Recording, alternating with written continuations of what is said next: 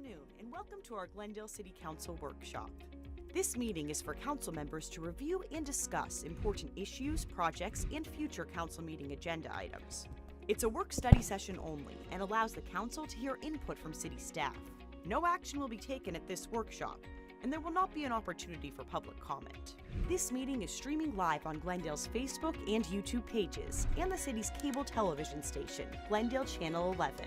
Thank you for joining us.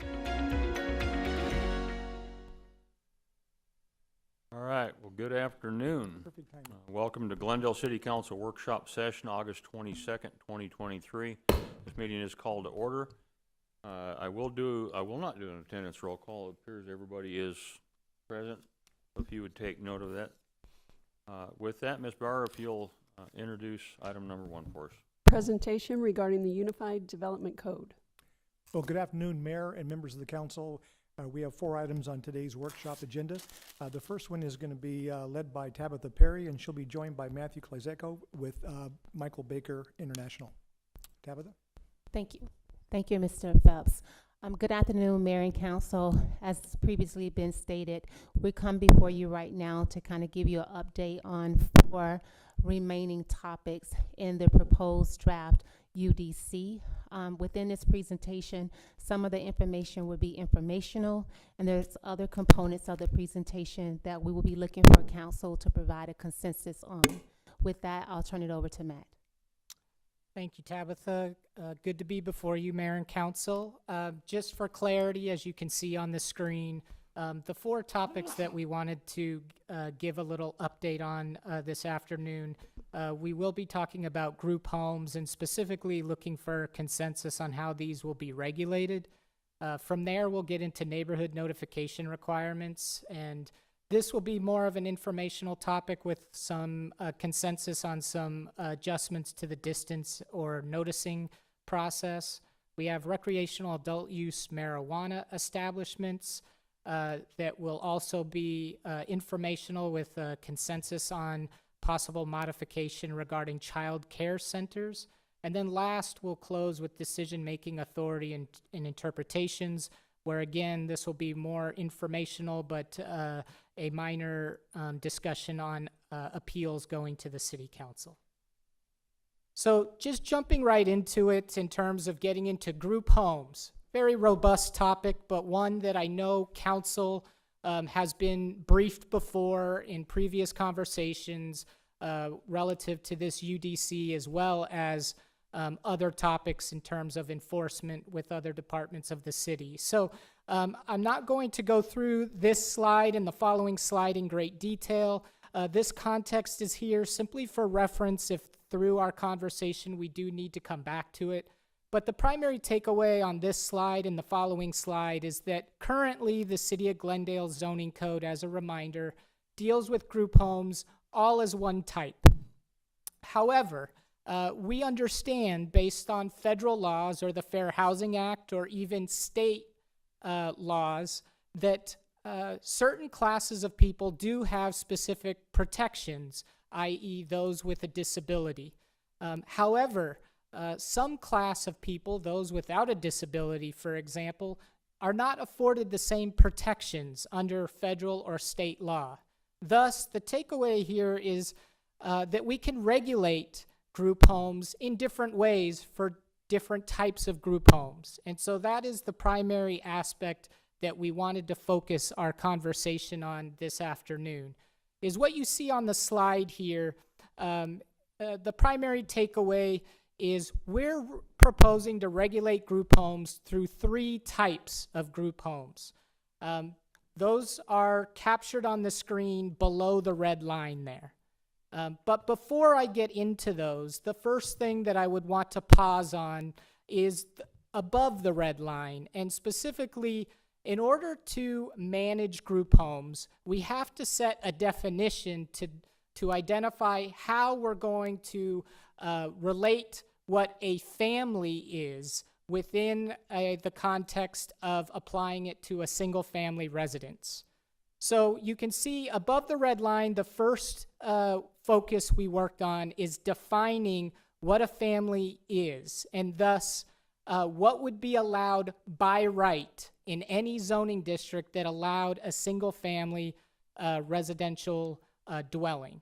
So that top definition works to define that. And so you can see that it identifies a family under common relationships, as well as a group of not more than 5 persons who need not be related, living together as a single housekeeping unit. And that's a key distinction there that we'll get into in our conversations.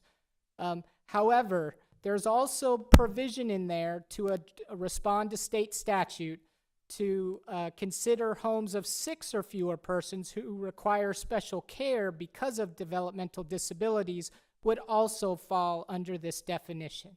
So the takeaway is that within any zoning district that allows single-family dwellings, by right, families would be allowed to locate in homes in those districts.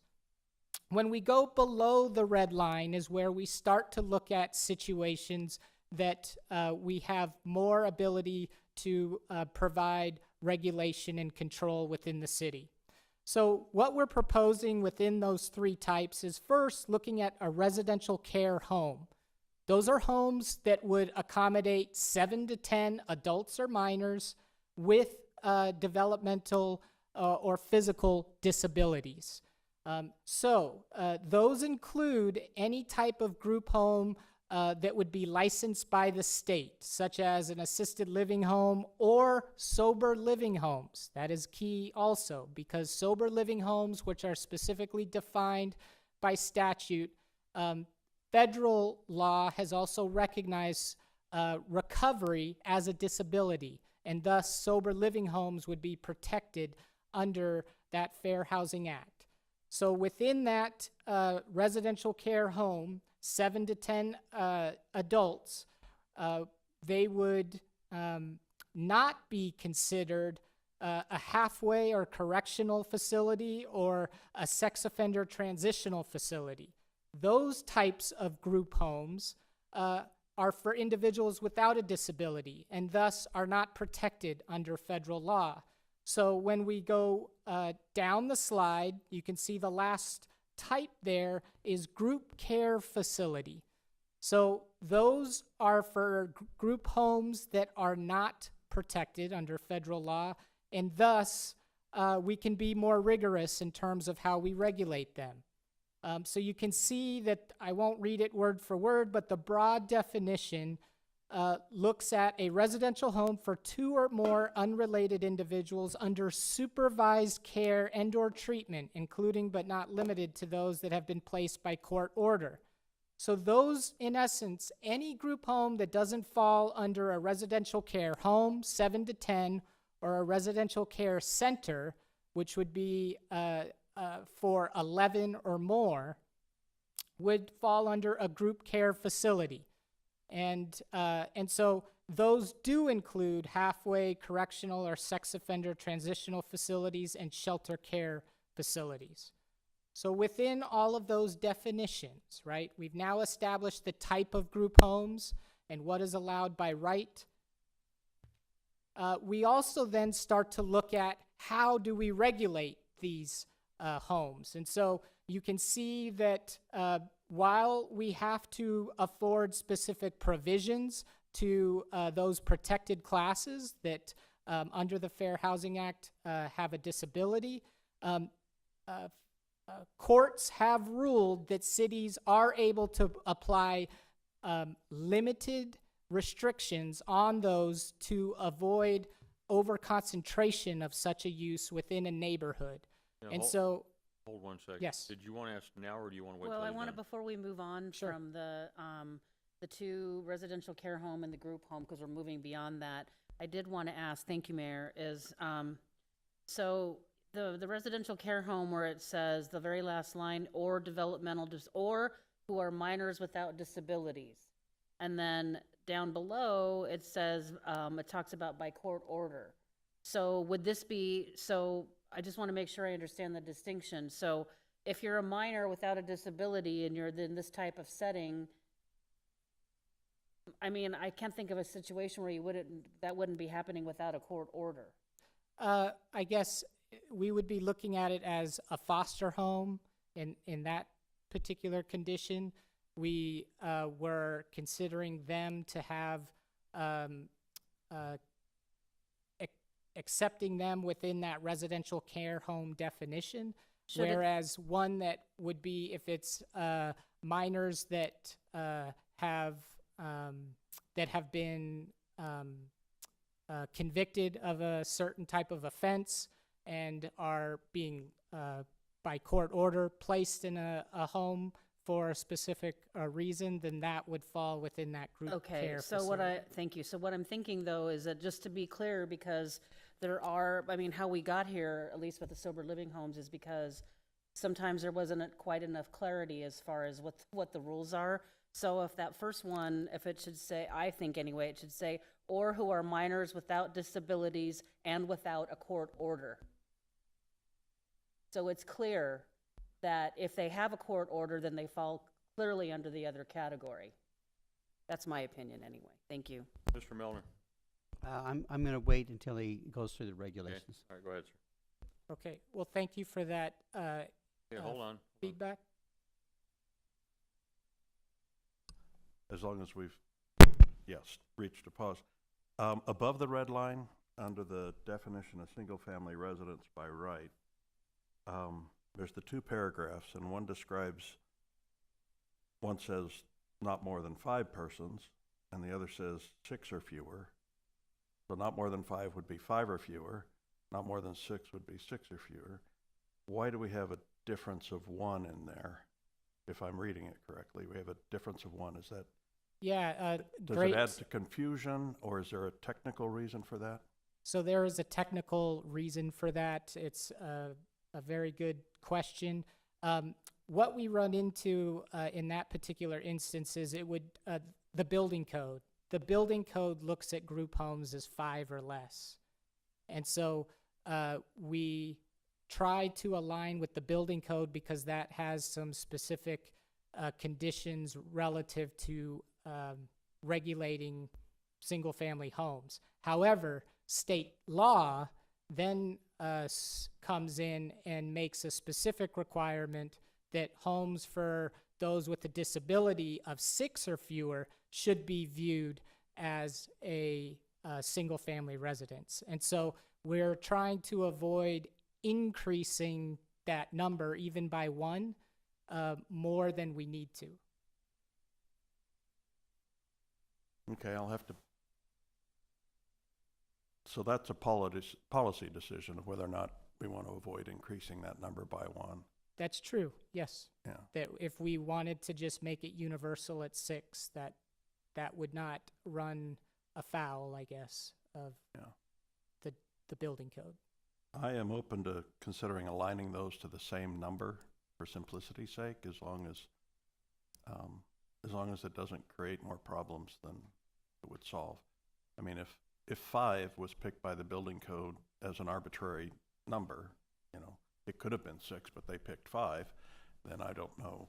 We have the power to adjust that to our community. Correct. And if so- I'm the only one that has a concern about that, then I'll rest my case, just stand down. But it just seems, it was confusing to me as I read it, and I trust it would be to others, and I'd like things not to be confusing.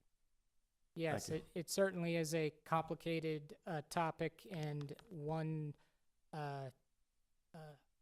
challenging nuance that communities struggle with in that definition, but we can certainly entertain recommendation from council on that. And I'd be open to legal advice on that, or any of these other topics we're discussing, such as what it means to have a court order versus how, if there's other ways in which a minor might end up in a group home situation without a court order. If our attorney has anything to share with us, I'd be happy to hear that too. Thank you. At this point in time, Mayor, I don't have anything to include other than the fact that, to the extent that the consultant indicated that I think we're referencing criminally adjudicated is kind of the term that we're looking at and we're concerned about when we talk about these provisions. Thank you. If that's what we are referencing, maybe we should plug it in there somewhere. And that is absolutely correct, that we could provide a definition of adjudicated and put that language in there and provide some further definition, if you will, to the definition. Okay. Carry on, Mayor. Thank you. All right. Okay, so all great points of input in regards to the definitions that obviously set the stage for then the regulations.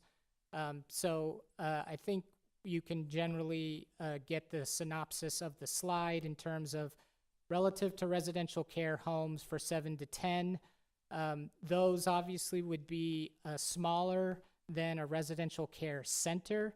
So we can specify where or what zoning districts a residential care home would be allowed in. So we have listed those zoning districts that permits single-family dwellings. Those would still be required to obtain a business license and then also be in compliance with the requirements on the right side of the screen. So all of those requirements in terms of spacing and other specifications would have to be met, and then a residential care home could be approved administratively.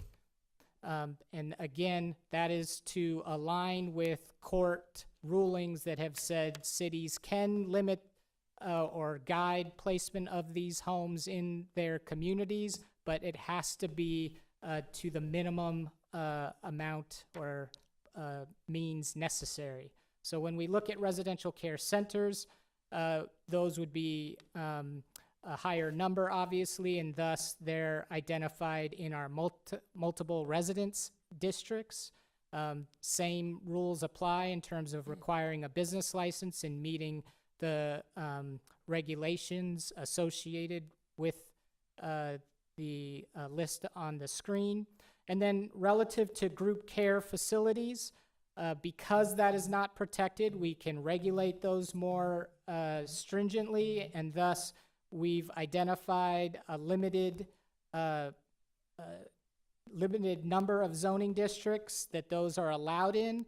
And then the key distinction is that they would be required to obtain a conditional use permit, as opposed to the residential care homes and centers, which would not. And so with that, I'll pause for further discussion. Mayor? Thank you. Hold on, That's a we got a good time to pause. Thank you, Mayor. We've had, I know Councilmember Melner and I both have had quite a bit of activity of the sober living type of this sort of in our district. And I mean, I've absolutely been communicating to residents that as long as it's licensed by the state, that they get a license from the city and they follow our requirements as far as code, whether they need sprinklers and other things that code requires.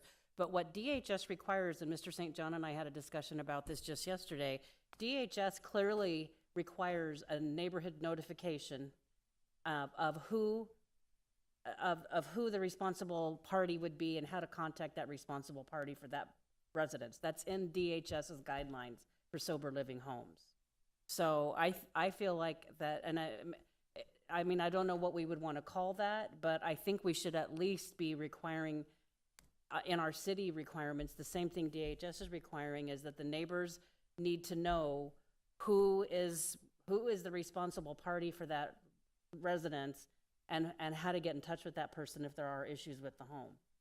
I think we will certainly take that feedback and coordinate with staff. It was our understanding, based on state law, that sober living homes cannot, that the state would not share their location. They would share the information of the user and their contact information, but they cannot share their location. Well, I'm not saying that the location, Mayor, if I could, would have to be included, but it could say that there's a sober living residence locating within, I don't know if we're gonna use our new notification guidelines, whatever the city decides to use, 300, 400, 500, whatever the notification requirement is, that the city would require the operator to send a notification. I understand that the addresses, I guess I should say I don't understand, because I don't know what's HIPAA protected about an address, because it's got nothing to do with anybody's personal information. But I know that falls under what the idea of what the state says needs to be protected. So, but without the address, just to say that one has located in your neighborhood, and that Joe Smith is the operator, this is the assistant manager, these are the 2 email addresses, these are the 2 phone numbers. If there's an issue in your neighborhood, and this is for DHS, requires a neighborhood notification. It's in there. So, because when this started, I mean, I was reading everything I could, and I confirmed that with Mr. St. John, that is something that DHS requires. So I know we can't use the address, but I think we should be at least requiring a notification, so that if there are issues, and there have been issues in some neighborhoods with some of these sober living homes, that people know who to contact. Mr. Melner's next. Yeah, thank you, Mayor. My questions have to do with 2 areas. First one is, we have all these requirements on the right side, the standard conditions for what is required. Is that language included in the section in the UDC that will be under group home? Yes, the short answer is that would be the bulk of the requirements in terms of what's listed in the UDC for that specific. Well, I'm not saying in the UDC, I'm talking about under the category of group homes. I don't want it to be over here under business regulations. I want it to be in the same section as group homes, so people understand that if you have a group home, you have to follow these regulations, not assume they know they have to go over and look at the business regulations. The short answer is yes, we would feel the same, and we are incorporating it within the UDC in that manner. Okay, thank you. Mayor, if I may, I have another question regarding the first section, the single-family residence.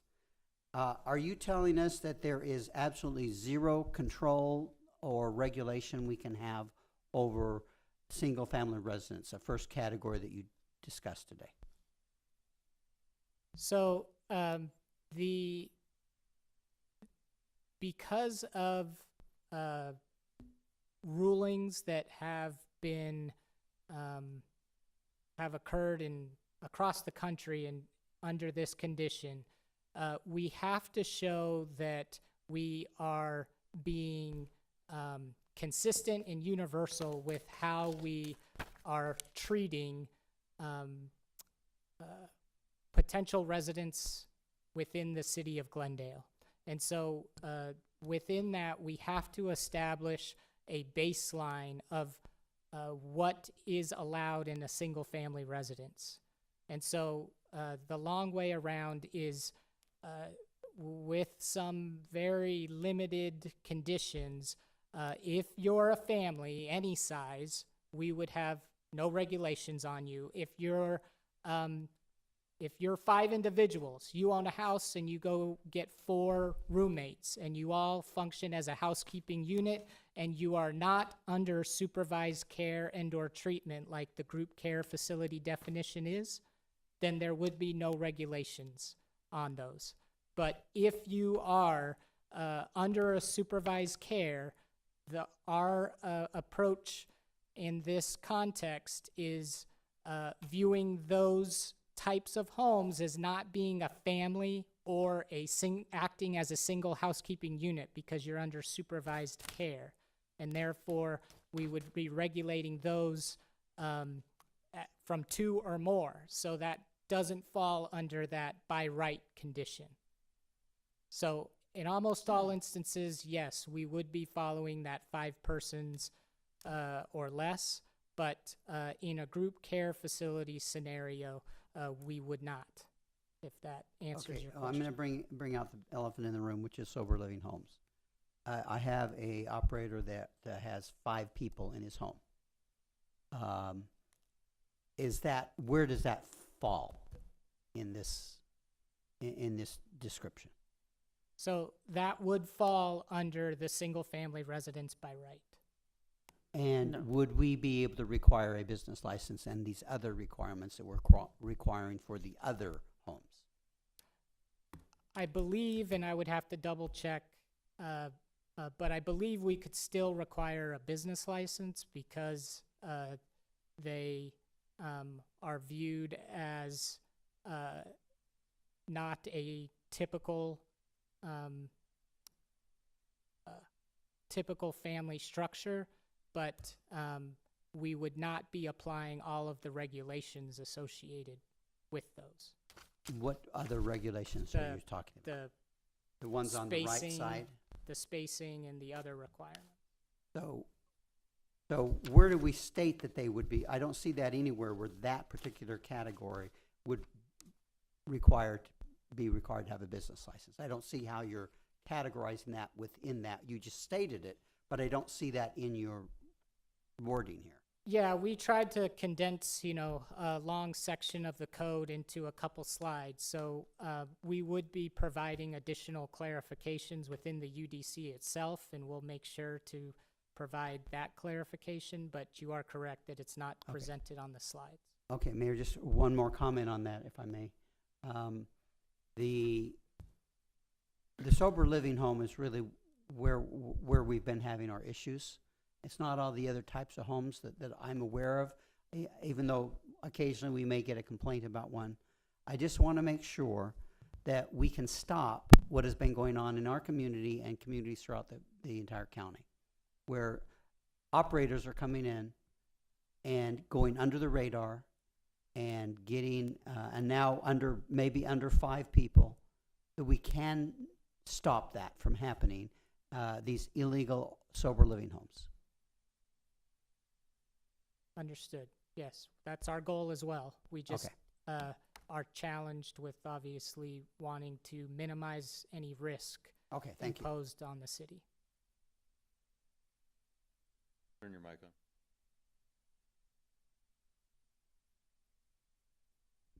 How's that, better? There you go. Okay. A couple of questions. On your page with requirements and regulations, you have basically the same language for all 3 with the variation in zoning districts. And you say, under standard conditions on the right, all establishments must obtain a business license. But yet that is omitted from the language under the 3rd category, group care facility.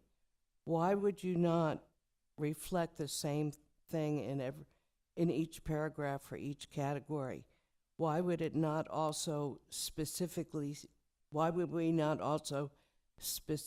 state subject to the issuance of a business license by the zoning administrator showing compliance with the requirements of this subsection? Why is that omitted from the last category? That was just a simple change in terms of condensing the slide. The very first bullet point on the right-hand side does clarify all establishments must obtain a business license. So it fully is expected that they would be applied.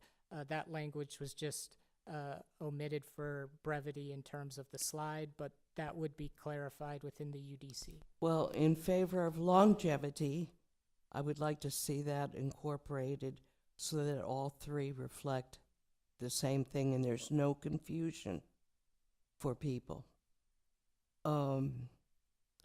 Second item, I know that there are homes where several families are living together in a home. There may be as many as 12, 15 people living in a single residence. I think that brings up health and safety issues. And I know I've read somewhere, and I don't know if it was anywhere in our code or in another city code, somewhere in the country, that they established a minimum amount of square feet per person to live in a residence.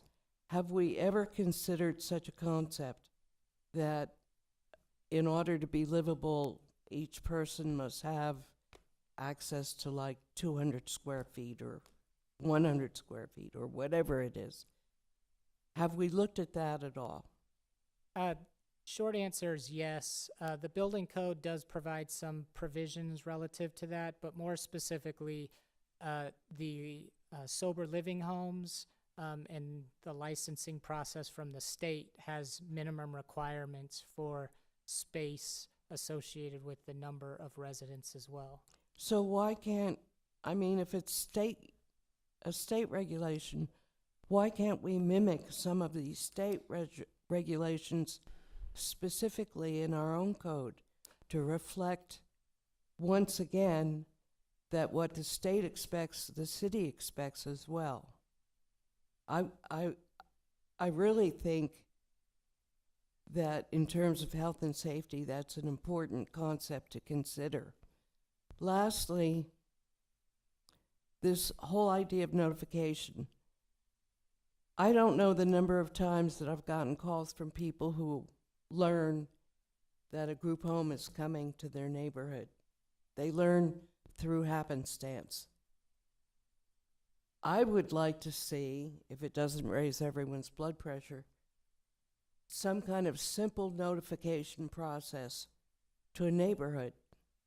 It might be to the people on that street where the group home will be located, no matter what kind of group home, that those people are notified that there is a group home coming to their area. People deserve to know this.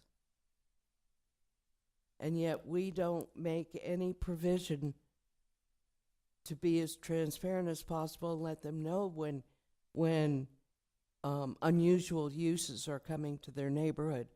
I would like to see some kind of notification, no matter what kind of group home it is. Doesn't have to have the address, since the state will not allow that, but at least something simple that says, alert, you should know that there's a group home coming to your neighborhood. And then if you want further information, contact the planning department. Well, all good observations and recommendations, and I want to clarify that we feel the same in terms of we're doing and looking under, every nook and cranny where we can provide the protection and regulation that is a best fit for the city. So we'll certainly look at noticing. Up until this point, it has been certainly a condition that we're mindful of, but we also don't want to run afoul of any laws. In terms of referencing state requirements, it's our approach that we try to reference the state in situations like their requirements in their licensing process to spacing requirements of beds or rooms per person. Rather than duplicating that language, we try to reference it, because if that ever changes, then we're constantly changing with the state law, as opposed to then the zoning code being out of consistency. And that, we'll look at it. I just wanted to share the thought process in that way. And well, let me push back. It may be easier to reference state code on a lot of these issues, but I don't think people do their due diligence all the time. In fact, most people don't. And I think the more explicit we are with regard to this issue, this is a highly contentious and sensitive issue that affects many, many, many neighborhoods in Glendale. And I think erring on the side of being as specific as possible is very important. And I think perhaps putting in there, reflecting whatever the state requirement is, and then in parentheses, subject to any changes of state regulations, which pretty well covers our butt. Okay. But I just, the reason these areas were picked out is because they're areas, obviously, that are still unsettled.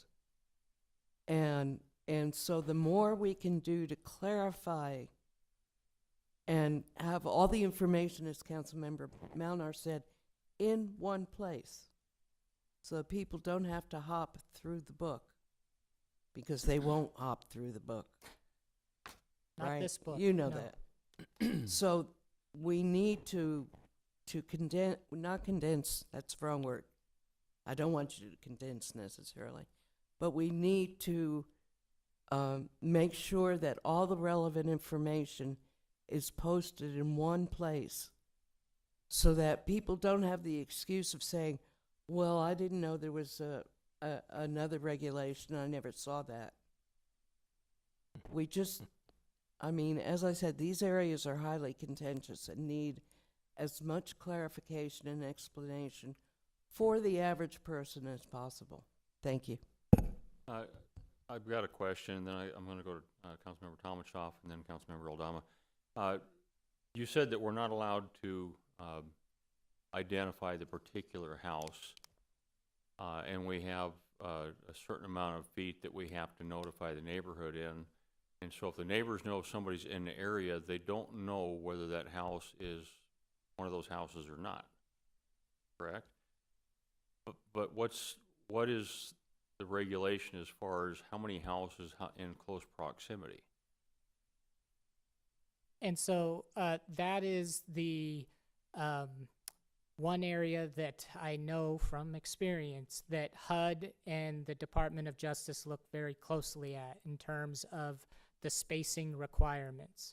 And so currently the city has spacing requirements of 1320 between such facilities. But state law comes into play in that aspect, where state law says 1,200 feet should be the number.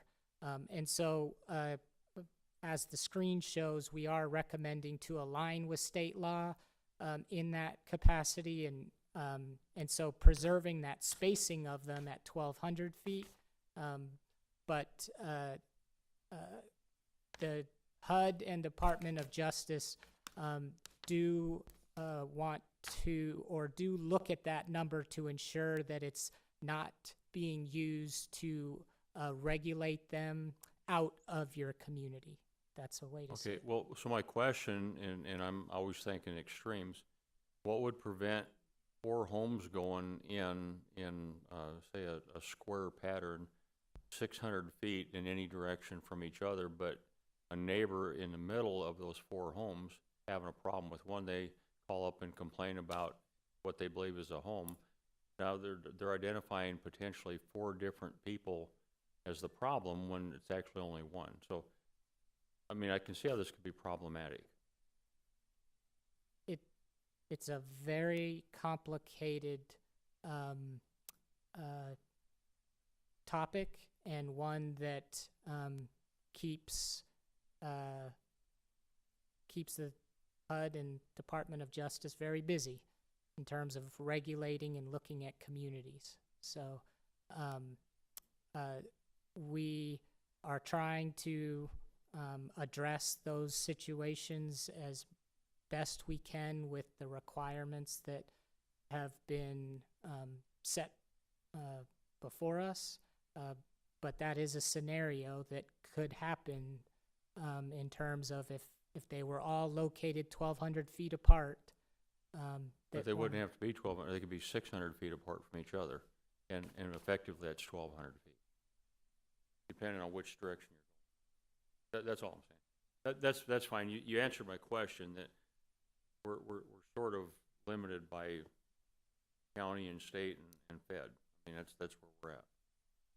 Yeah, I hope that is taken away in terms of there's been a lot of staff time committed to this, trying to find the best approach, and we hear loud and clear all the concerns and have the same concerns that, thinking of our own neighborhoods, and trying to figure out that best approach or best fit. So And to be clear, what I was trying to point out is a neighbor that's complaining about one place that's 600 feet away from them, behind them could be 600 feet. Those two are 1,200 feet apart, and the same thing going the opposite direction. So I see, yes. that was my point. Yes. Councilmember Tomachoff, you're up, and then after you is Councilmember. Thank you, Mayor. I'd like to go back to the 5 and 6, I guess, conundrum of the, so the 6 or fewer persons, or the 5 or fewer persons, basically, even if it's, it's being run as a business. I mean, if somebody's, a supervisor's living there on site and activities are being coordinated, and I mean, I was told that even having visits by probation officers and other things that coordinated through a person operating the site, it's still a business. So we can require a business license if it's not an actual familial, roommate, whatever you want to call it, type, normal landlord-tenant, whatever that is, thing. If it's being run as a business, and there's somebody on site, you require 24-hour supervision, we're able to require a business regardless of the number of people. Is that right? That's the part that I would want to get further confirmation on, because state law, as it says there, in terms of specifically saying those with developmental disabilities should be viewed as a single-family residence. And so as long as we don't see sober living homes as falling within that, which I think many would agree with, your statement is correct. Well, Mayor, sober living, somebody who's in recovery, you have to be in recovery, is protected by ADA, correct? So does that fall under the second category here, where we are basically, because, Councilmember Bruno's trying to address the same thing, is if you keep the number low enough, does it basically tie the city's hands and be able to protect, because some of these homes are not really, they're victimizing people who need resources. I mean, we've all seen the news stories, and we know some of the abuse that's happened. And there was just another story recently that these people are being sometimes transported from all over the country. Sometimes they're just going down to where the zone and picking up homeless people and getting them signed up. So, so we have an obligation, I think, to the Glendale residents in the neighborhoods, and also to make sure that people aren't being victimized who need services, and that the government's not also being scammed out of money. So, I can't imagine, and I think hopefully maybe the federal government and the state will also see that we maybe need to tighten up some of these regulations so that this doesn't happen again, because from what I understand, there's been hundreds of millions of dollars that have been spent on people who are being kept drunk, kept high, so that the people who are running this are, one lady, I just read an article the other day, made $55 million before she was caught. So, I mean, it's a big problem. But if the city's able, I mean, if I set up a business in my house, and I was running a business out of my house, and I'm considered a family residence, but I still need a business license because I'm running a business out of my house. So I'm just trying to understand that how this is not considered, and I've had multiple residents tell me, how can this not be considered a business? Because it's not, it is a business. I mean, it's being done for profit. It's not a hospital. People are not getting any care on site. People are being paid to supervise and monitor these people that are in recovery. And don't get me wrong, I've shared this with many, many residents, that if they're properly licensed and being properly run, they're perfectly allowed in your neighborhood, in my neighborhood, next door to me, wherever. But if they're not, and without any regulation, you're just setting yourself up for more abuse. That's the magic number then, that to be avoided. That becomes the sweet spot for people to continue to conduct these, victimize the people who need help and scam the government. So I feel like we need to certainly do every single thing we can to protect our neighborhoods, protect federal, state money, and also to protect the people who are being victimized by these. And if we're gonna say that if it's 6 people or less, we can't do anything, and there's no regulation, we can't require a business license, and until something happens, maybe the police get enough tips and they monitor the house and they can get a warrant. And this has happened already, I know, in my community, where they were dealing drugs out of the house. There were all kinds of bad things happening in the sober living home. But that you can't just go get I mean, it takes time, and in the meantime, the neighborhood people who live there are being victimized. The government continues to send money to this thing, and the people who need this service and want to recover from their addiction aren't getting the help they need. So I don't want there to be a sweet spot for people to say, that's the number we need to stay at to avoid being detected and monitored and regulated. Understood. How do we do that? And it is a challenging mousetrap to create, and so state statute here is up on the screen, and that language is what is the roadblock for us to get to some of those, I think, very reasonable observations that you shared. And so we'll go back and look at the language and see if there's a way that we're not considering to tighten this up. But I will share that it's not a function of us trying to give loopholes or not understanding the challenges of all the different dynamics out there in terms of people being exploited. We're just trying to balance all of the aspects to ensure that at the end of the day, we don't swing the pendulum another way and put the city at risk as well. I'm not, Mayor, I'm not risk adverse if we feel like we're at least in our mind and our legal team's mind, and our public safety's mind, code, compliance, everybody's saying that we feel that we are within our what we're allowed to do. But I do think that doesn't DHS require a license no matter the number of people in a sober living home? I believe DHS requires a license, period, don't they? Correct.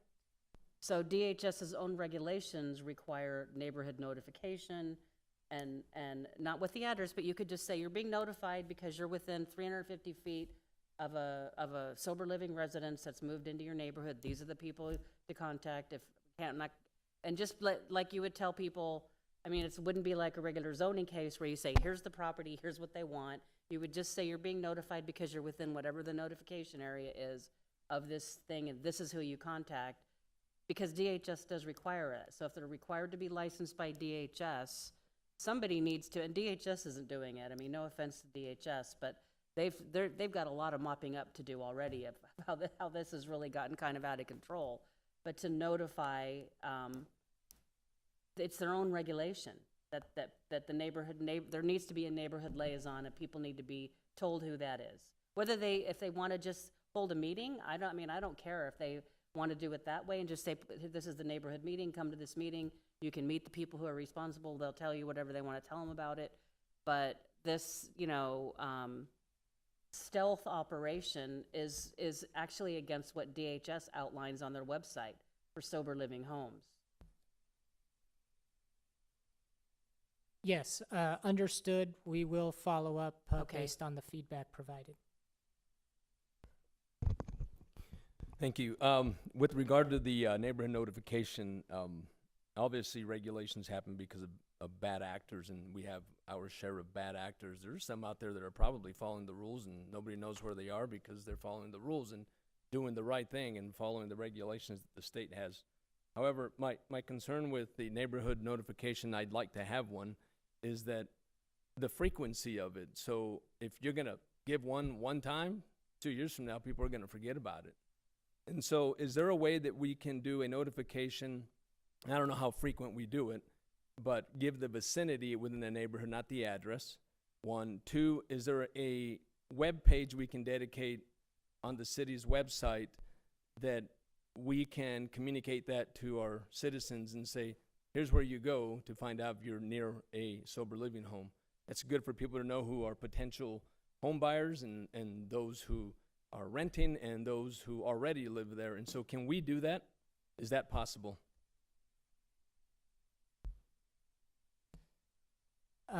It's my understanding that the city does have a link currently up that shares that contact information, but we certainly can as we're exploring the additional feedback, look at how we might bolster that condition. Thank you for letting us know, and I'm certain that not many residents in the neighborhood know that that link is there. So if we can find a way, and you said you are, to do that, and then just bring awareness and attention to it, because I'm not sure that a one-time notice is gonna be effective, but we certainly need a notification to our neighbors. Thank you.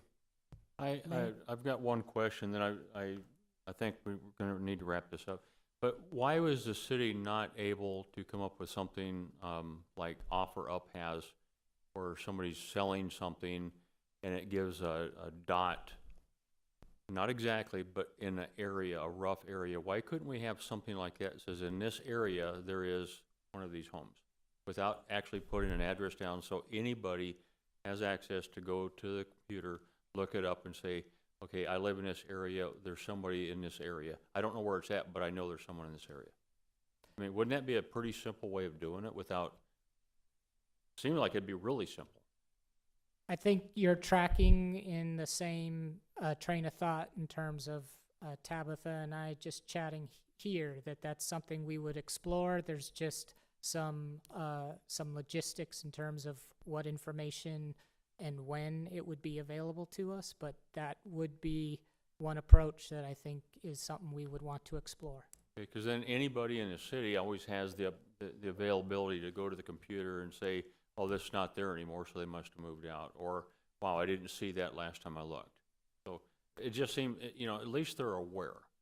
Until the law changes where people can be notified exactly where it's at, I think that's probably the best opportunity for us to do it. Probably the least expensive. You got a question? Your comment really, obviously, the group home issue is not resolved completely yet. And from what I heard from you all is that there are still some tweaks that you can make. I respectfully would ask that at least this one issue be brought back to council again. Because it's still, I think there are parts of it that are unresolved. Thank you. Thank you, Mayor. On the renewal, or the neighborhood notification, so if they're required to have a business license, those licenses have to be renewed periodically, I would think. And could we tie notification back to the renewal of the license? So for whenever they need to renew their license, they need to re-notify the neighborhood, whatever that interval would be. And it could be tracked such that their license wouldn't be renewed unless they could establish that they've re-notified the neighborhood.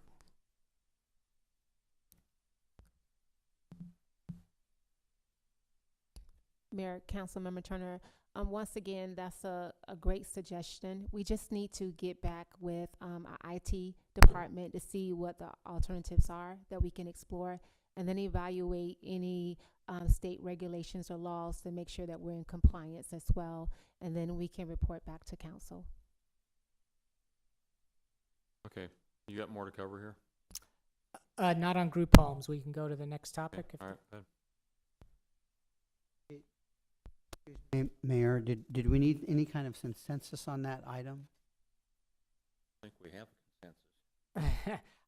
I Well, think I thought that's what you said in the beginning, but yeah, maybe I we were mistaken. looking for a consensus, but it was my understanding based on the feedback and the request to take any adjustments back to council that we would be looking for consensus at that time after we make any adjustments. Mayor, if I may, I would just like to agree with Councilmember Turner on the 5 and 6. If changing that does not limit our ability to regulate at all. And in other words, if it reduces our ability to regulate, I wouldn't want to change it. But if it doesn't, I think clarifying those numbers it makes sense. Thank you again for all your input on that challenging topic. The next topic is neighborhood notification requirements. During our last workshop, additional concern was shared in terms of regarding how we're noticing residents when certain types of development applications are submitted. And so we had previously shown this table on the left-hand side of the slide that identifies all of the different types of development applications and what the noticing requirements would be for those. We discussed how we currently the notice requirement is 300 feet, but we had previously broken that out with certain applications to consider the size of the proposed project would impact the notification area. And so when we were last before you, we made a few changes based off the feedback that we received. One is we increased the noticing distances. So while the current code has a universal 300-foot notification, we did revise all of the green that you see on the slide was added or revised since our last workshop. So for parcels that are 40 acres or less, we went from 500 to 600 feet.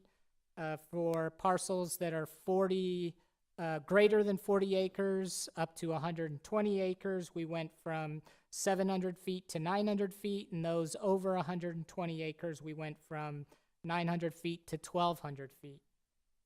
We also applied the incremental noticing to the CUP process, so you can see that's why we have the green there, that previously we had just had one single notification distance, and it was discussed to break that out like the others.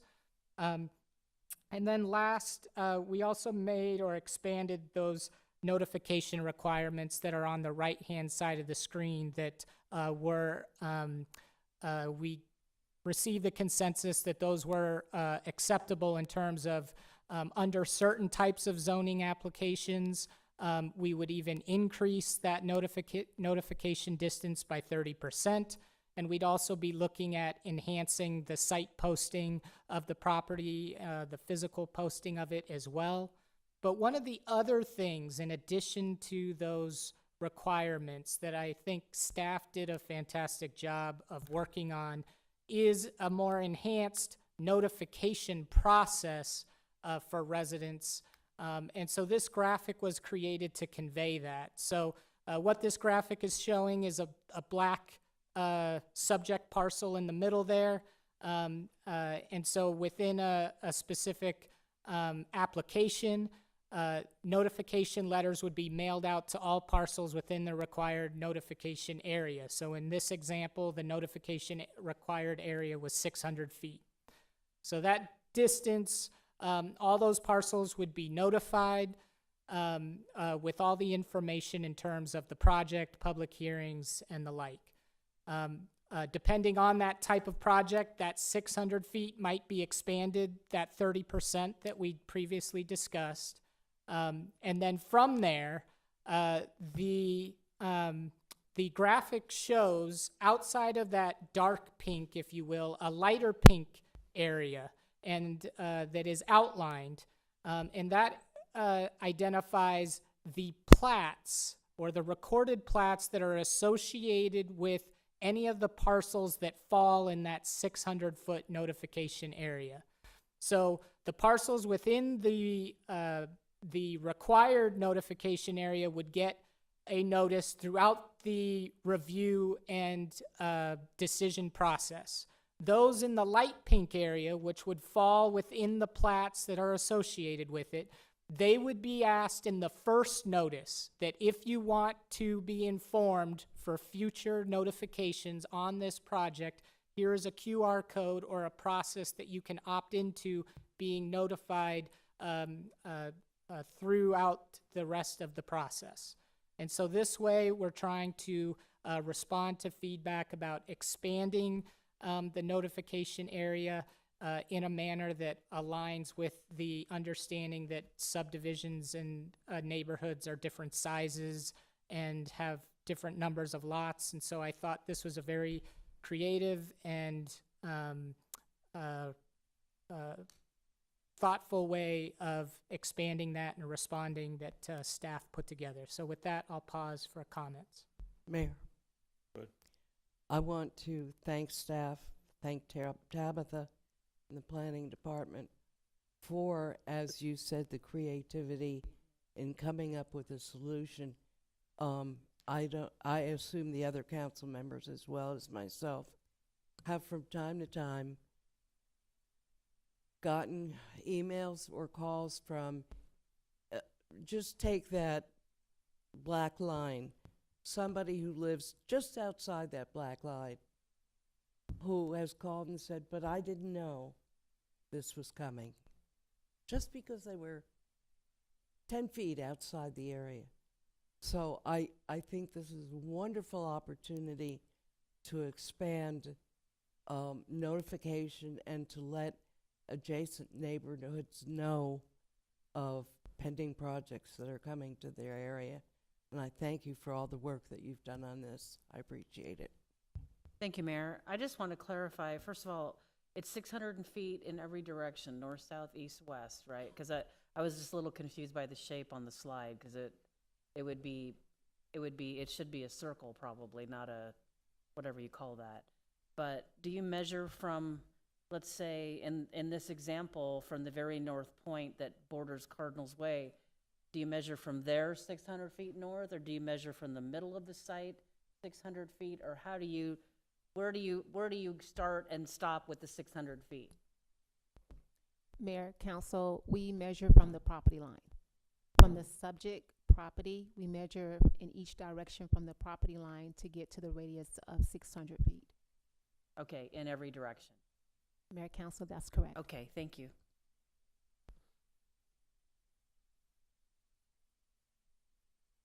Next. Well, thank you. I think the feedback ended up with a better product, and so it's always great to see recommendations play out with a better process. So the next topic we wanted to talk about is recreational marijuana. Again, this... Yeah, hold on a second. My Hold on. apologies. Again, you're asking for consensus, but I didn't see us take consensus. I apologize. We were looking for any concerns about the distance or these additional notification processes that we would want to revisit, but if we are not hearing any discomfort with that, then we will take that as consensus. Do we need to provide consensus? So does this council need to? He's basically asking, do we want to add anything to what they have, and we said no. But Okay. Mayor, All right, thank you. I don't know, for the sake of the minutes though, should it be that there was a consensus? Do we have a consensus? Yes. Yeah, Okay, there you go. I just think it makes it clear for the minutes. Yeah, Thank my concern is when you said a better product, and the next page is recreational marijuana. That was my concern, so. There's a joke in there somewhere, but I can't think of one. So, yes, in terms of recreational marijuana, we know we've discussed this topic in previous workshops, and so as a reminder, the UDC is approaching regulating both types of marijuana facilities. So there's medical marijuana and adult use or recreational marijuana establishments. And so the UDC is proposing to allow both either dual licensees, those facilities that have a license to sell both medical and recreational marijuana, or standalone single licensees, thus those facilities that only have a license to sell medical marijuana or only have a license to sell recreational marijuana. Now, what you see on the slide there, the map on the right, in analyzing this approach, the green circles indicate the location of the current 7 locations within the city that are either a dispensary or a cultivation facility. When we apply the existing spacing requirements and regulations in terms of zoning, this approach would allow up to 5 additional establishments to locate within Glendale.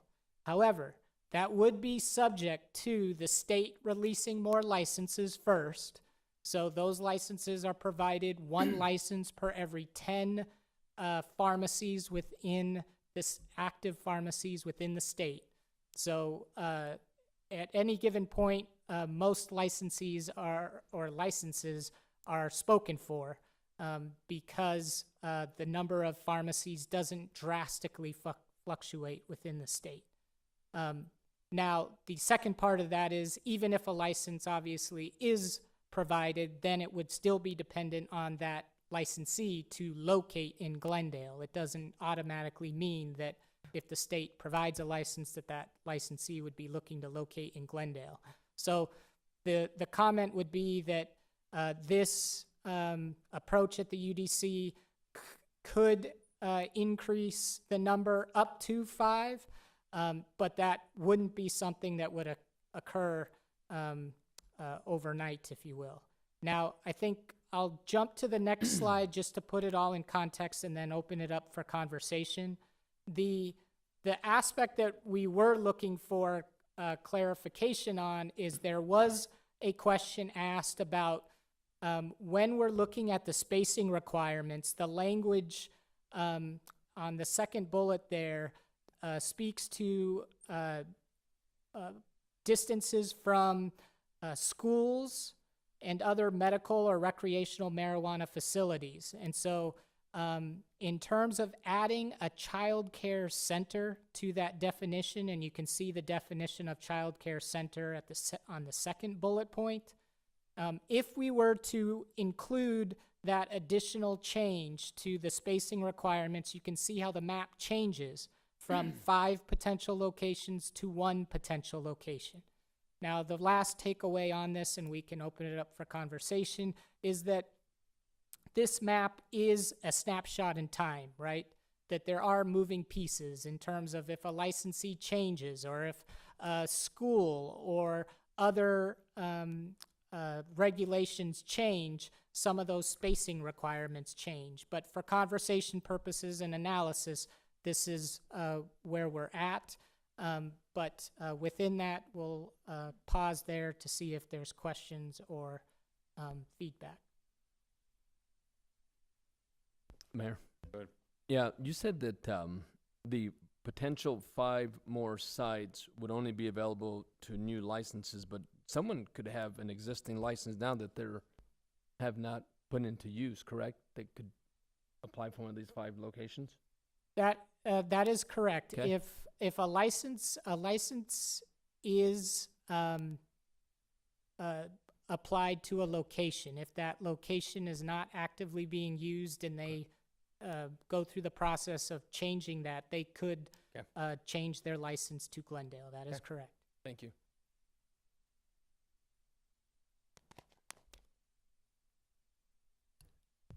Thank you, Mayor.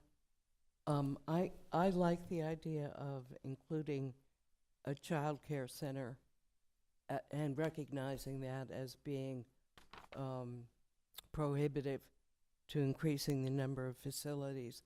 Doesn't matter whether a child is 3 years old or 13 years old, and whether it's a public school or a private school or a child care center, that any child deserves protection, which is what the purpose of recognizing schools are as a distance requirement. So I definitely support including child care centers in our overall definition for regulation. Thank you. Mayor? Go ahead. I would agree with Councilmember Clark. I think it'd be beneficial for the city to include the child care center. It has been an issue in the past, and I think the definition has been corrected so that it's very clear what is and isn't a child care center. It'd be only those commercial child care centers that we're talking about, and I think it would be beneficial to include it in our definitions for their distance requirements. Thank you, Mayor. Mayor, many of these green circles for the existing facilities, or I'll ask, do any of these green circles have child care facilities within their green circle? Any of these existing facilities? That was a yes? In terms of my understanding from staff is that there are childcare facilities within these green areas currently. Okay. So we'd be setting up in essence, a unlevel playing field. We'd have a two-tier criteria that those that are existing would be able to continue with their existence, but only a new one wouldn't be able to? Mayor, council, the existing ones, if council approves the UDC with these regulations, the existing ones will be considered grandfathered in. And then anyone that comes in new with a new licensee to operate a medical or recreational facility, then they will have to go by requirements. So the existing ones will be considered grandfathered. Have we had and can we quantify the number of issues and the nature of issues we've had with child care facilities and an existing marijuana facility nearby? Mayor, council, if I heard the question correctly, we can't quantify any issues that we've had.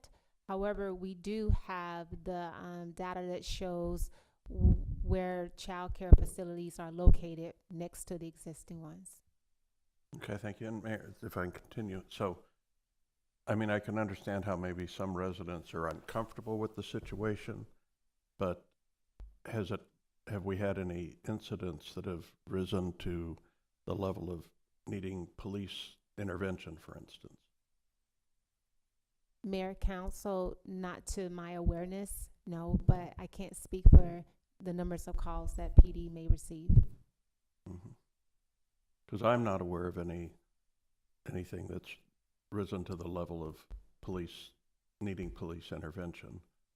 The thing about these child care facilities for the age group that we're discussing is that the child is always either under the supervision of their parent coming to and from the facility or of a staff member within the facility, as opposed to the ones that we recognize for the older young adults, I'll say, where they travel freely about the community without supervision. But for these others, the children are under the supervision of their parent or a staff member. I wouldn't predict there'd be an issue. We've had these for quite some time where they are within proximity to each other, and I'm not aware of issues arising, and so therefore I wouldn't be in favor of adding this restriction. I can understand how others might, because either out of a fear for the children or because they simply don't like marijuana, but marijuana is an approved substance under the law that is in our community and others, and marijuana centers provide employment, they provide taxes for our community, and I don't think it's in our community's best interest to overregulate them or to attempt to regulate them out of business. Thank you. Mayor? Who's next, and then you? I would simply respond that I believe the question is moot. When we update the UDC code, we change regulations all the time. And to recognize those who exist under a different set of regulations prior to the adoption of the new UDC, we call it grandfathering. That's the same situation that would occur here. The 7 green circles would be grandfathered in. Any new establishments would have to abide by the new UDC. It's the same thing we do for every other regulation within the UDC. So I think we need to think in terms of what is best for the future and not necessarily look at the past. And as for being aware of complaints, unless you get the police chief up here to say, no, there have been no calls at a green circle, you can assume there have been. You may not be aware of them, but they most certainly have occurred. Thank you, Mayor. Mayor, thank you. So how far away does the child care center, just say we were to apply the same proposed regulation to a bar? where their actual consumption's actually taking place on the premises, how far away, I can think of several in my district that are in close proximity, childcare centers to places where alcohol's being served on the premises. Do we regulate that of a non-residential childcare center? It's my understanding that the city does not regulate childcare facilities in the proximity of alcohol sales. Okay, because the difference is, in a bar, it's being consumed on the premises. In a in a marijuana dispensary, medical or otherwise, there's security on site. You have to check in with ID. There's literally, they're very, very secure. And there's absolutely no consumption allowed on the premises. So I'm curious, what are we trying to protect the children from other than driving past a storefront? It's literally just a storefront in our city. And I mean, it's a perfectly legal business, and we're certainly not concerned about childcare centers being located within 5,000, whatever this is, of a bar where there's literally could be drunk people outside. I just think that I think it's targeted against the marijuana industry, and it's a perfectly legal business that provides tax revenue to our city. By the way, I've heard quite a few people complaining recently about the loss of the residential rental sales tax. Why are we going to prevent more of a tax base in our city? The voters voted, the state has legalized marijuana, and literally, you're not allowed to consume on the premises. These are even the grow area. I mean, it's a cash business. It can be because of the cash, and there's security at all of these places. And some people would be surprised at some of the level of professional people that we probably all know, maybe you don't know, that are consuming in their home, in the privacy of their own home. You cannot consume this on the premises. So I think it's, like I said, I feel like it's targeting against the marijuana industry, because we're not doing this someplace where people can go get drunk and come out and walk past a child care facility. We're not doing that. So to me, this feels like it would be targeting this industry, and I would not support it. Mayor? Go ahead. Thank you, Mayor. I agree, and then have a solution where I could meet consensus. So with the comments made against or not in favor of the consensus you're looking for, it's almost discriminatory to do that, and it's not business friendly. If you look at the facilities at all of the dispensaries in Phoenix, Glendale, Peoria, they're all pretty nice looking establishments. They do have police, or not police, but security. They're really well run, they're well maintained. So my feeling is it's almost discriminatory to that business, and it's not business friendly. I would, however, give approval or consensus if it were 100 feet away or 200 feet away. But what is the distance that you're referring to that a child care facility couldn't be in these areas? A mile? Actually, it's 1320 for a use, and then a mile from another marijuana facility. Yeah, but a child care facility. A child care facility would be 1320. Okay. That is a far distance. That's a long distance to have to be affected by it. Now, if you're right next door, yeah, there's an odor that may be not friendly to the environment of children. However, I think it's discriminatory, not business friendly. I wouldn't support it. I would support if it was a 100 or 200, maybe even 500, but not nearly a mile. So, thank you. Mayor? Go ahead. Well, 1,300 feet is what, about a Quarter mile. quarter mile? I don't think that's really egregious to say a quarter mile. The question was asked, however, have there been complaints? And the answer is yes, absolutely. I've received numerous complaints about a facility that went into a commercial daycare center. And these citizens were upset about it. They are still upset about it. I told them it went in without us having this regulation in place. But in the future, council could consider it. So, I mean, the 1,300 square feet, we were just talking about sober living homes, and we're saying we're regulating sober living homes, but but marijuana, we can't. You know, I don't get it. It's all, they're both businesses. It doesn't make sense. We regulate one and not the other. That doesn't make sense to me, that we're discriminating. We're not discriminating. We're just creating regulations. And I support this because I've had citizens that have come forward and said, we would like a daycare center to be considered like a school. That's all we're saying, is don't put these near schools. Now, if we want to eliminate it and open this all up, then we can do that. Just eliminate everything and let them go wherever they want. But we're only talking a quarter mile. A quarter mile isn't that large of a distance to say, you know, a daycare center, you shouldn't have it here. A school, you shouldn't have it within a quarter mile of a school. And so I believe that our residents overall would support this. I've spoken in the past with operators of marijuana establishments, and they didn't have a problem with it. Now, for someone new coming into it, I could see this will limit the number of marijuana dispensaries in the city of Glendale. That is what this will do. And I am in favor of that. So I think that we should move it forward, and let's just see if we have consensus today. If not, we'll move from there. Mayor?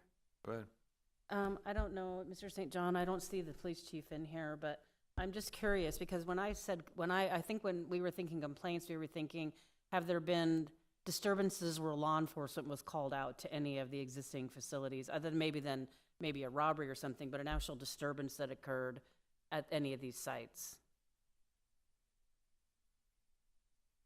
Turn your mic on. Apologies, is that better? I've had, Mayor, Councilmember Tom Wolchoff, I've had conversations with the police chief about these establishments in the past. It's been a number of months, and since I've had the conversation, I'm not aware of any significant calls for service at any of these establishments. That's not to say, to your point, that we haven't gone out for a minor disturbance or some other criminal damage type activity, but I'm not aware of anything that's occurred at these establishments that has risen to a level that it would appear in a daily activity report or anything like that. Like any other retail location where there could be, you know, something that may happen, but it's not related to the location itself. It's just some other disturbance, whether customers or something like that. Correct. Okay, thank you. I get that there are people who are oppose the marijuana industry, but they lost at the ballot box. That's the reality of the situation. It's a perfectly legal, legitimate business in the state of Arizona. It generates a lot of tax revenue in this state. And I heard the mayor yesterday telling people that, you know, the loss of the residential rental sales tax, it's going to affect public safety. Why would we want to lose a revenue stream of a perfectly legitimate legal business? And it's a little surprising to me that people are perfectly okay with a bar where alcohol is being consumed on the premises within 1,320 feet of a daycare, but not a marijuana facility, dispensary, where there's nothing being consumed on the premises. I'm a little bit mystified by that. I really believe it's related to their, and I'm not saying they're wrong, I'm just saying that they have their belief is that marijuana should not be legal, but the fact is it is legal. It is a legal business in Arizona. And I could see maybe, as Councilmember Rodon is saying, whatever the distance, maybe we could say you can't locate directly next to, or the smell may spill over into, but I wouldn't even say any more than 100 feet or something like that, because if you're not right next to it, it's not going to have any effect on a daycare. I could see, but because we all know if you haven't smelled marijuana yet, you haven't been going anywhere. So, you can smell it pretty much everywhere.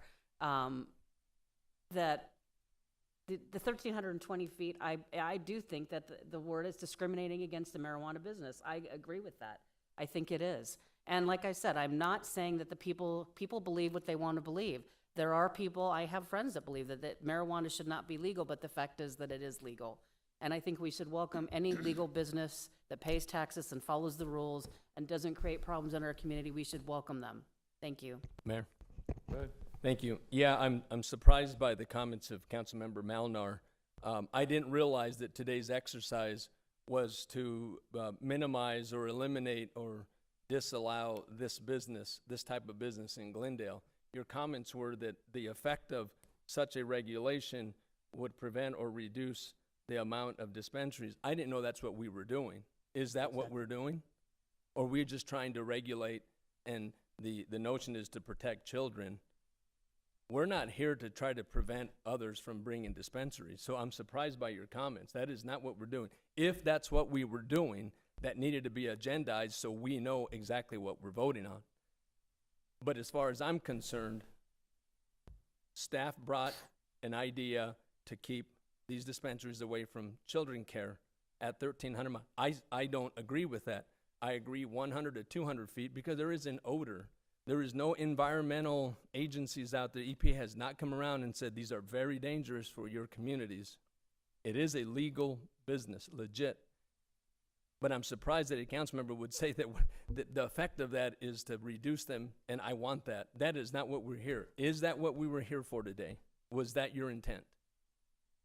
Our intent was to regulate marijuana establishments consistent with the preferences of the city. So we had a approach outlined with in alignment with prior provisions, and the question was asked: could we add this this facility to the list? And so Okay. we brought that to group discussion because it is a policy decision as opposed to regulatory. Yeah. Thank you so much for the clarification. We're not here today to reduce that type of business. And again, I want to be clear that I am in favor of a distance that prevents that being next to a childcare facility. And an example is if you are in a shopping on a corner on a PED on a retail corner, just like taking an L shape.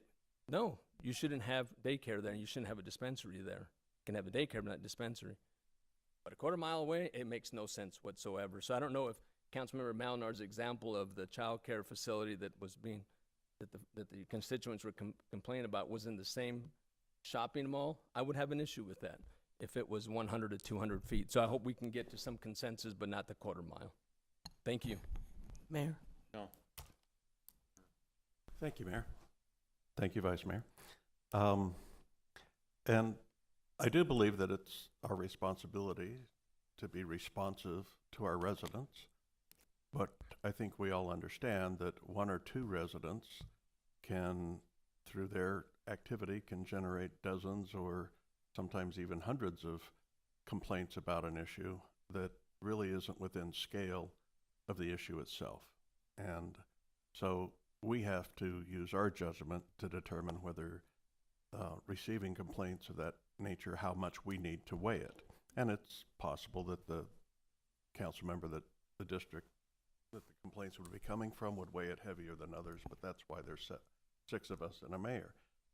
What I was interested in, and I appreciate the information from our deputy city manager over public safety, was how many issues, how many events have risen to the point of needing police intervention, and it appears to be very small. In fact, smaller than probably what we experience at banks or jewelry stores. May have more calls for service than these dispensaries do. And certainly convenience stores have more calls for service, and we get the reports. We know what the significant crime that happens there. We visit them ourselves, and we see people lounging outside and all of that, and those aren't regulated. We have those on virtually every street corner and sometimes every half and quarter mile as well. So unless, and as a data-driven organization, unless we have some data that really indicates that these are detrimental to the child care centers, then I think that we should treat them as much as we can like other businesses. It doesn't surprise me that existing license holders might not want to have, might think that this is a good regulation because, of course, it's going to be less competition for them and therefore they get a bigger piece of the pie. And in the time I've been on council, when I relatively first came on, I did go at the invitation of the proprietor, go visit a at that time, it was a medical marijuana facility, sales facility. I didn't notice any smell or odor from it. Certainly nothing that, I know, just nothing. I just didn't. And I haven't been back to one since then that I can recall, so I don't know if they've gotten smellier in the meantime, but I don't hear that from people. Now, I'm told that the actual consumption of it, if you're, rolling it in, I think what they call a joint or something like that, and lighting it on fire, that may have an odor to it, but that's not allowed at these facilities.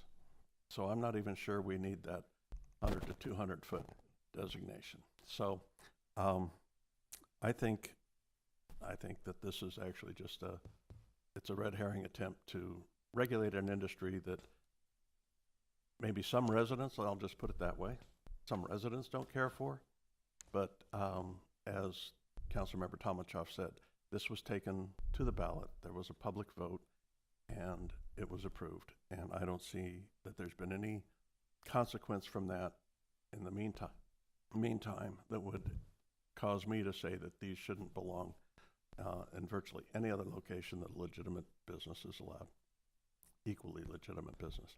Thank you. Okay, I'm gonna take one more, and then we're gonna go ahead and stop, because we've got a bunch of other stuff to cover in 2 hours to do it in. Okay. It was abundantly clear to me from reading the material that the addition of the childcare language would reduce the possible future number of establishments from 5 to 1. That's very clear from the 2 maps that were provided to us.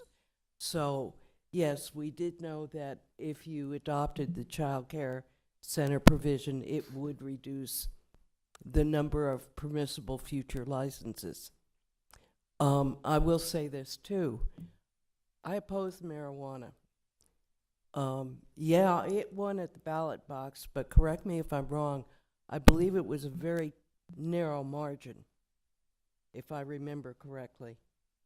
And Councilmember Tomachoff is shaking her head, so perhaps I am wrong, but I thought it was a very narrow margin. But my dislike for marijuana and my non-support of it is not the reason that I am adopting, or I would like to see the child care center provision adopted. Again, it goes back to protecting our children. We have a very permissive society today where practically anything goes anywhere, and I am all in favor of protecting our children, whether, again, they're 3 years old or 13 years old, and it shouldn't make a difference whether they're going to a charter school, a public school, or a child care center. A child is a child, and it's our responsibility to protect them.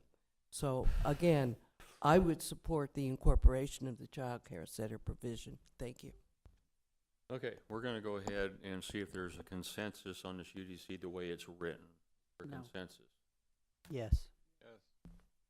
I do not believe there's a consensus. Okay, Mayor? was there an exception to that? Mayor, could I propose maybe they bring this back with a lower threshold that would be open to, 100 feet or something like that? Or maybe not directly next to? I'd be fine with maybe at least looking at that. But, I'd like or to we can just let it go. I'm fine. And by the way, the initiative was 60.3% yes, 39% no. So Thank it you. was overwhelmingly adopted. Me personally, we have a marijuana dealer, I guess we can call him, that I talked with, not the dealer, but a business within 200 feet of it. Not odor, it's not bad actors, it's not problems. I agree with it. It's parking. There's, no, I'm very, very Because of serious. demand. The parking is so bad since this place has opened up that this particular business, a very successful business, they're struggling for their customers to find places to park. So I don't know if that 100 or 200 feet is going to make a difference. Okay, I withdraw that. Thank you, Mayor. I'm just saying, I don't believe we have a consensus. I didn't hear a consensus. So if that We can leave it as it is, and if they want to come back with another proposal later on, that's fine. Yeah, question. I still stand. If you want to do 100, 200, I'm fine. And if not, that's fine too. But if Councilmember Maldonor mentioned his constituents, it's very important. Absolutely is important. So I'm not in a hurry to complete this. We can do this in 6 months from now. I don't know if there's a reason that we have to hurry for this. If you want to go out to the residents, absolutely get their input. That's what the residents are for. They help us make decisions, and I'd be open in taking this back some way, somehow, to community members to weigh in and give us their idea. So I would be open to that. I'm not in a hurry to get this done. Okay, not a consensus, moving on. Item 2. Or 3, whatever it is.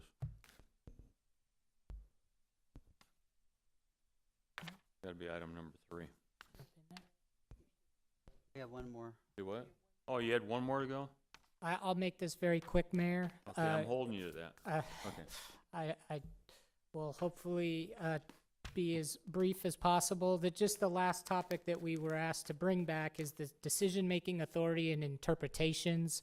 I think, again, on the slide, there's a lot of text. The top 2 bullet points outline the rationale and need for the 2 processes, whether that's decision-making authority within the UDC, and that is applicable to, in certain instances, if the UDC is not explicitly clear on something, that the Development Services Director or designee has the authority to make a determination on a case-by-case basis.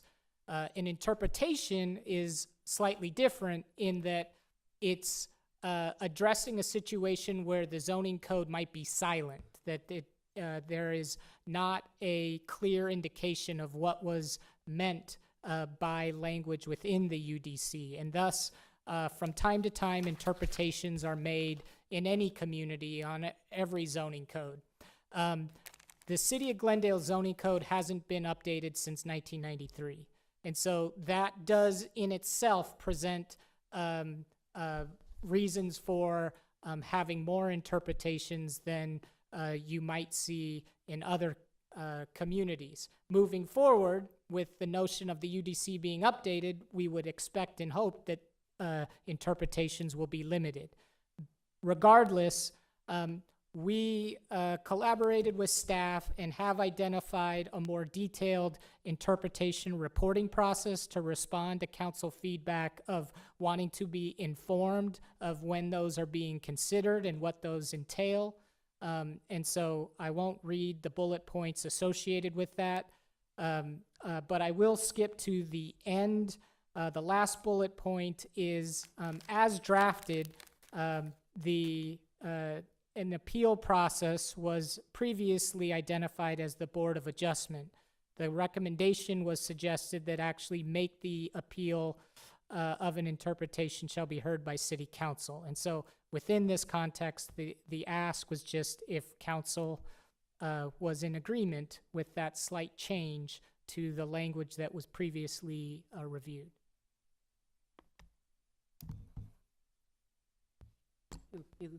I think, I mean, I'm fine with it as long as the council's informed, and then if there's an issue, then there's an opportunity to bring it back to a workshop. I'm fine with it. Consensus? Yes. Yeah. Okay, there you go. So I'll turn it over to Tabitha to close. Mayor, Council, as you know, we've been working on this endeavor since 2019. We are in 2023 now, and we have a lot of stakeholders and developers that are waiting for the UDC to be adopted so that we can implement some of these new regulations. Tentatively, we're scheduling to go before a planning commission in the latter part of September, with going before council for a final vote in October. So with that being said, it is our intent to release the updated draft version of the UDC this time next week. I would like to remind council, even though we've been given direction to come back before you with the group home, once the UDC is adopted, it's not going to be a perfect document. So we understand that there may be a need for some text amendments along the way.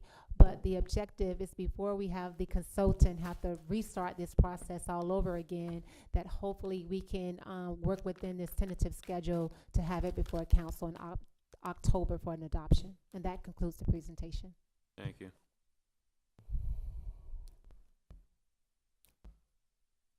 Special events update. Mayor, members of the council, here to provide item number 2 regarding special events was Jesse Peterson, our Director of Economic Development.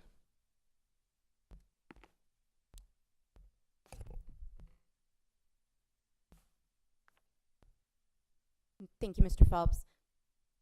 Good afternoon, Mayor and Council. I'm gonna move that closer to me. I'm happy to be here to provide an update on the FY24 Special Events Division plan for the holiday season and live entertainment series in downtown. So just for a little bit of background, with the Downtown Campus Reinvestment Project underway, the Special Events Division has worked to develop a responsive plan to continue providing both holiday programming and the live entertainment series during the construction phase of the reinvestment project.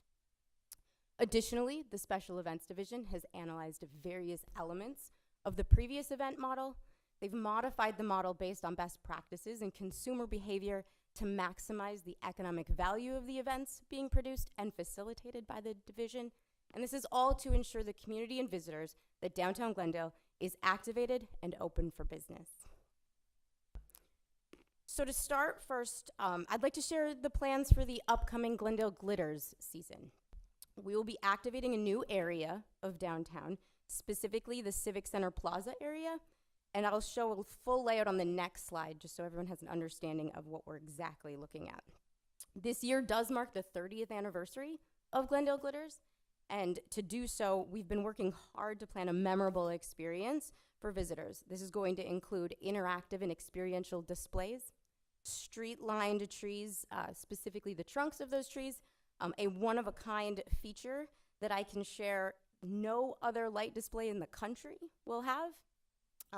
And those lights will go on December 1st through January 1st.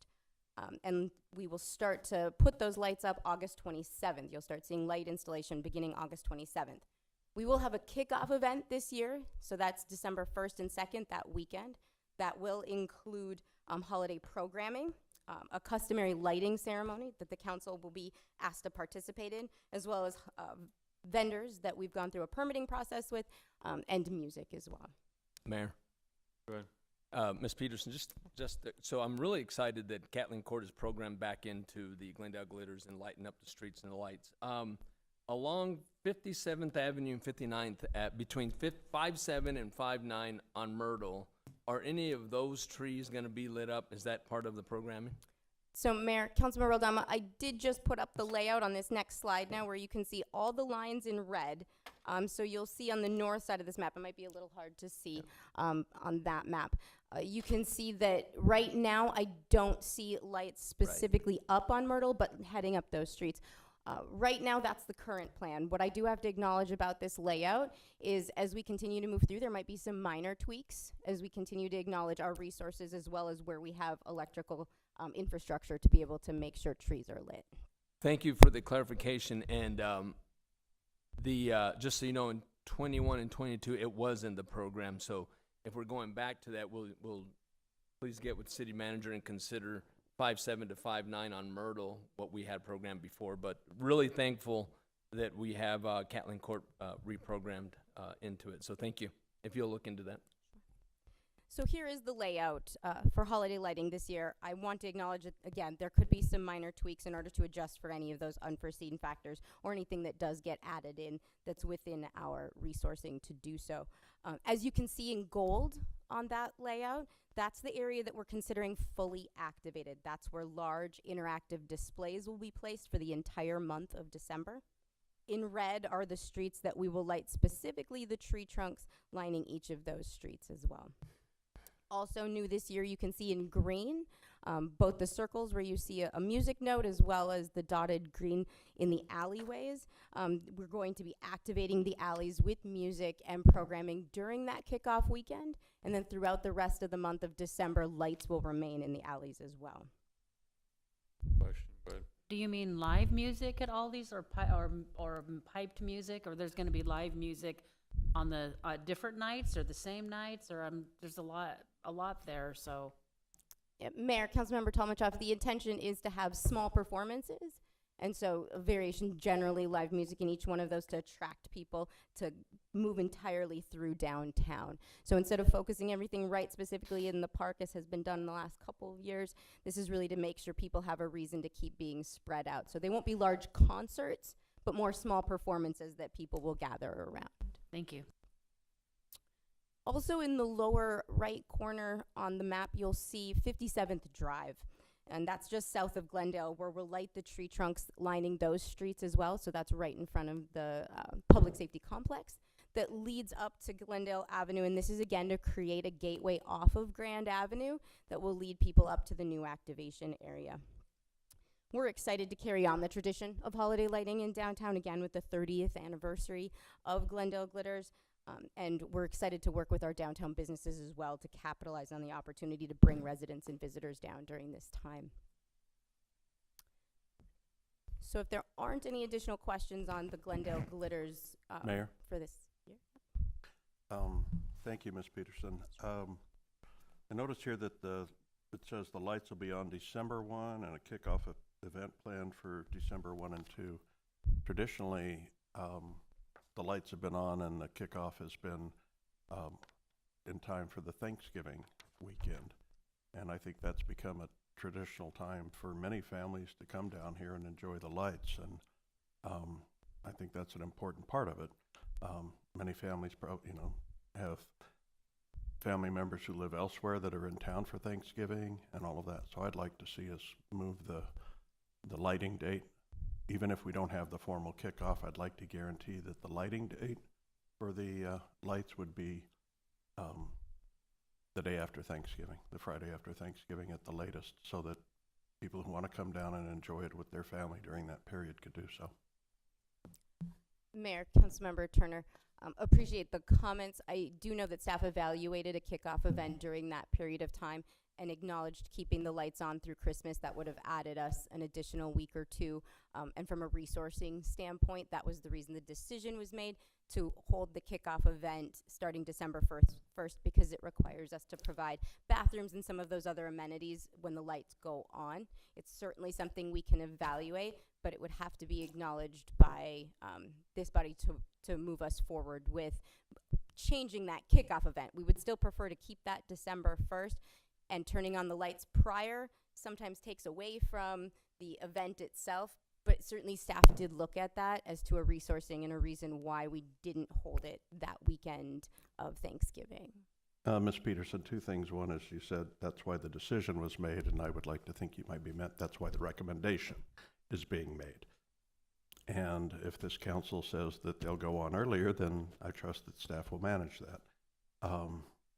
The other issue is in my comments, I said I don't mind the kickoff date being left on December 1st, but I do think that the lighting date should be, the lights should be on that Friday after Thanksgiving at the latest, so that families who traditionally have come down on that weekend or have family members from out of town visiting for that holiday weekend would be able to come down and enjoy Glendale Glitters, the lights, the important part during that weekend.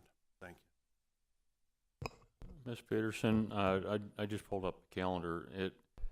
I understand what Councilmember Turner's saying, but I believe that I have a better understanding of what you're saying. There's 5 weekends in December. Is that correct? I believe so. Sir, I believe so. So that basically, if we started it the week before, it'd be 6 weekends that we would have events, or a month and a half.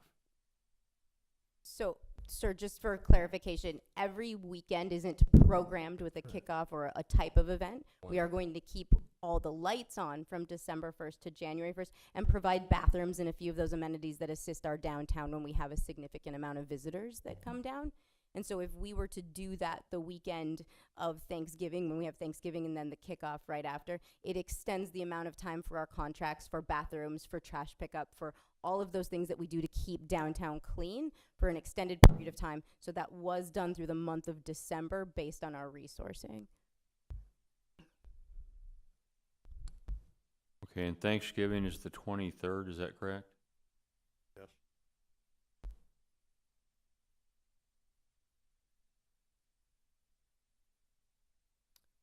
And again, Mayor and Council, we can certainly evaluate. I think we just want to be very clear. If we're going to keep the kickoff event December 1st, if there's any concern with turning on the lights before, we can evaluate our resources to provide bathrooms and trash pickup prior.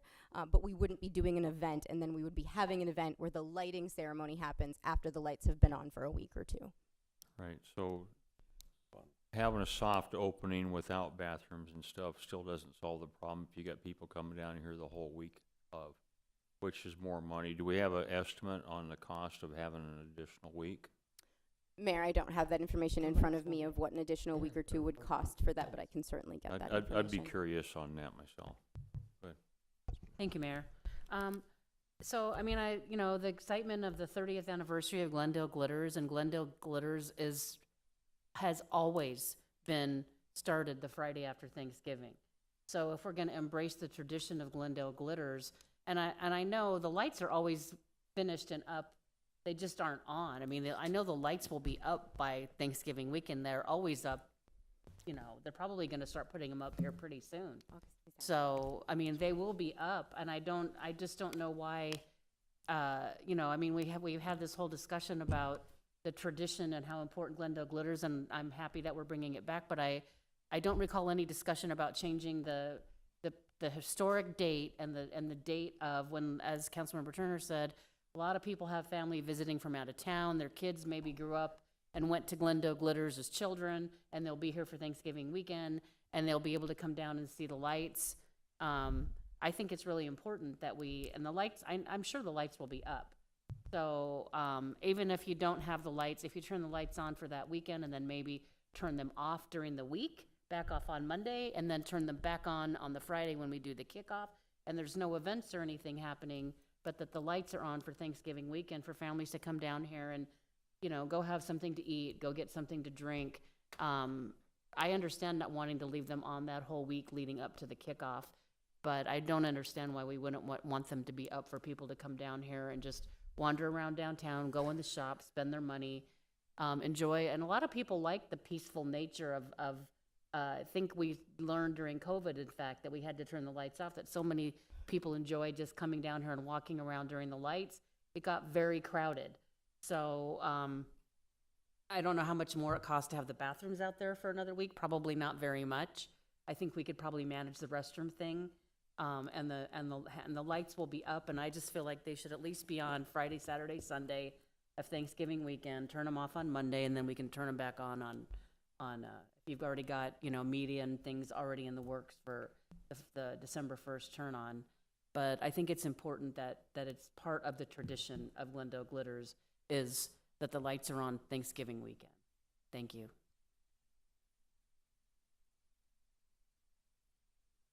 Mayor, just so I get a consensus, that would be the request of council for us to look for just the lights to be on Friday, Saturday, Sunday after Yes. Thanksgiving. I don't personally have a problem with that. I would like to know what's the additional cost. So if they bring toilets out, porta-johns, they're gonna leave them. They're not gonna pick them back up. Right. They're gonna leave them. So I'd be curious what the difference is in the cost. We can bring that back. Mayor, But I can appreciate wanting to know the cost, but it looked like there was a consensus to go ahead, and then you can inform us of what the cost would be. But it looked to me like there was a consensus to proceed. I'm not disagreeing on the first 3 days. I think everybody believes. I'm just wondering, is it worth shutting down for 5 days and then doing it again, or just leaving it? That's the cost that I'd like to know the difference. Mayor, council, we can bring that information back. Right, Mayor, I understood that that the restrooms would stay, and I think can't be more than a couple $100 just to have them out there for, a week early. I mean, we've all had to rent those for different events before. They're not that expensive, so and they probably will be obviously installed before December 1st. Anyway, they might even be bringing them out a week early just so that they're here and ready to go. So, and it was also. She had said that it's also the trash pickup, and so there's other costs that we're gonna incur. I'd just be curious what that is, but we have a consensus, I believe, and correct me if I'm wrong, to go ahead and do it Thanksgiving weekend. Is that correct? Oh. Yep. Okay. Mayor. And then the difference in between, I'd like to know what the cost is if we just leave them on instead of shutting them off then. Thank you, Mayor. Whatever the cost is, I would be willing to, and I know that the Ocotillo residents would allow me to use my budget to pay for the restrooms and trash pickup, whatever that cost is, as long as it's within the difference, as long as it's within my budget. But I would be willing to do that since it's in my district, and I know that citizens want this to begin in October as tradition has it, and so I would be willing to do that. Please let me know. Mayor and Thank you, Council will provide what those resources are for, again, staffing, security, sanitation, as well as the bathrooms. Mayor? Ms. Peterson, I have an additional question. The big empty lot that is just to the east of this building and where we sit today, not our parking lot, but the lot on the other side of 57th Avenue there, is designated in your graphic as parking, and that it gets full activation. What exactly does full activation mean? What do you envision for that space? Mayor, Councilmember Turner, part of the reason we're using full activation is it's part of our ongoing discussion about security specifically for managing our vendors and those that are permitted vendors. And so we're working internally on a plan to be able to manage specifically the vendor situation that we've maybe experienced in the past with what would be referred to as rogue vendors. And so the reason it's in gold is because it's just part of that footprint that we're talking about. And I'll use the term footprint loosely because we haven't designated one yet. Again, that's part of our internal plan. But right now, specifically for Glendale Glitters, it is being looked at as parking to drive folks to park in that area. Thank you. I do certainly think that we need to have security for people who are parking in that lot. I don't know that it's exactly Christmas light security, but I do believe it needs to be properly, not overlit, because we don't want to wash out the atmosphere we're trying to create.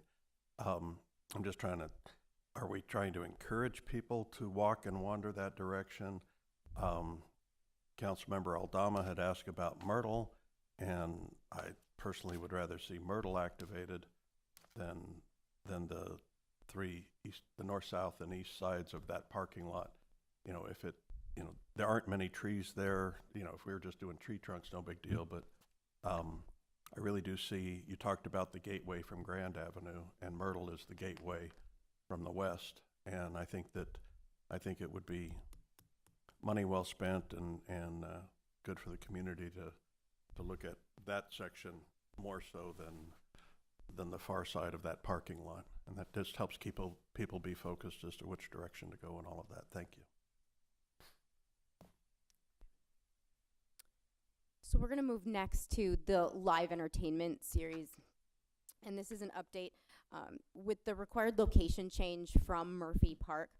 Staff has taken the opportunity to evaluate the event model and made modifications to further improve attendance and consumer engagement in downtown. For context, the previous live series event model was held for 2 months each fiscal year, so that was in the spring and in the fall, with event nights generally on Thursday, Friday, and Saturdays. Each event included one act for about 75 to 90 minutes. It was advertised from 7 p.m. to 9 p.m., and again, those took place in the amphitheater. So the new live series event model will include once a month from September to April. That's 8 total shows with on Saturdays from 1 p.m. to 6 p.m. Each show would include 3 acts, and those would take place in that improved lot east of the Civic Center that we were just discussing. And I will show a footprint of that area as well in a layout. The events would include lawn games, food trucks as we have in the past, as well as a bar area. And it's not up on the screen, but each show will also include a live art installation. In consideration of the venue change, staff is planning to utilize an experienced production company to assist in the execution efforts to successfully maintain the momentum of live. And we're using Relentless Beats would be our proposed event promoter, who are well known and a top promoter in the Valley. We've also updated the logo. Each Each show would also have themed acts based on that time of year. The goal really is at reaching a broader demographic and capitalizing on downtown merchants' hours of operation. This would also allow more opportunity to facilitate privately produced events on those off weekends. So in the past, when we were using Thursdays, Fridays, and Saturdays for full months, it didn't allow those privately produced events to come and take advantage of prime weekend times to have their events. So just to provide a couple pictures of the location, and again, I'll show a layout on the next slide. This is the northeast corner of 57th Avenue and Glen Drive. It is privately owned. The city doesn't own it, but we do have a no-fee license agreement for event use for several years on this property, having worked with the property owner. And this will allow us to be able to permit privately produced events on the lot as well, so long as those events go through our sanctioned process at the city for approval. Here's a layout of that lot. So you can see in green right there, that would be artificial turf that will accommodate a crowd that's comparable and can expand to be larger than what the amphitheater was able to hold. We'll also have the opportunity again to bring in food trucks, to bring in lawn games, and we'll also be encouraging folks to be parking around the area in downtown. So anywhere that you see parking on there isn't specifically asking the public to park there, mostly vendor parking or any of the VIP parking, but in general, it would be encouraging people to park throughout downtown in order to encourage them to walk through downtown to get to this site. Here's some pictures of the staging and beverage areas that are commonly experienced at live music and entertainment events. Again, with the stage, because we're having to build a venue space over there. This stage is what you generally see at this type of event. And you can see all the banners on that picture. That will allow us more opportunities for sponsorships as well as being able to brand. And then the beverage tents that you see there will also, again, be a little bit more of an elevation from what we've been able to provide in the past. I was also told by staff that this stage will allow us to provide even better AV than we were able to in the amphitheater as it currently exists. And there will be a video board at the back that will also allow us to do even more, again, branding and advertising. And then I was told to just make it clear that in the picture you can see beverage prices. Those are not the beverage prices that will be offered at the event. This again was just for a little bit of context. And we will be using the Glendale Ambassadors as our nonprofit partner again for beverage sales at the live series this year. Here's the live entertainment series dates that are proposed. That's September through April. Those are each Saturdays. And staff has been working really hard to pull all of these events together to accommodate this new location. It was important that we provide this update to council so that we can get started on a marketing push for all of these dates and again for that kickoff for Glendale Glitters. And important to all of us is our goal really for these events is to increase activity day and night here in downtown and to create a consistent experience for visitors and residents. So we will be integrating the downtown business community into our event model and encouraging participation during the events. So that'll include the opportunity for a merchant tent at each of the live series events where they can promote their own businesses there. They'll have vendor opportunities at each one of the events, as well as signage and wayfinding in downtown to our businesses, announcements in between performances to promote the downtown businesses, and then our social media posts will feature and promote downtown businesses as well. And then that leads to our marketing plan. Again, we know that the first show on the books there was September 30th, and that's coming up really quickly. And so we're confident that we have the resources in place to effectively market the events, and specifically using that event promoter and their network reach. That's a really, really valuable tool for us, and it shouldn't be underestimated at all. We'll also be boosting posts on social media, pushing out press releases, collaborating with public affairs, and using our city-owned billboards for promotion. And finally, I wanted to share that I'm very excited that the Economic Development Department has recently acquired a new resource as well called Placer AI.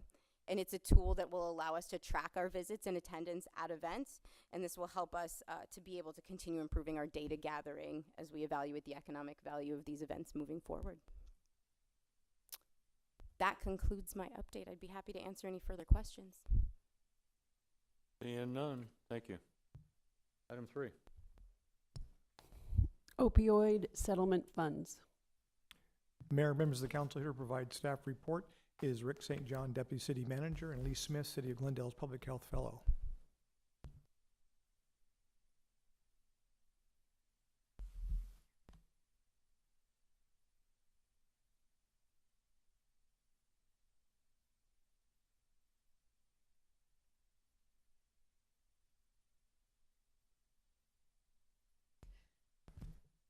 Good afternoon, Mayor and Council members.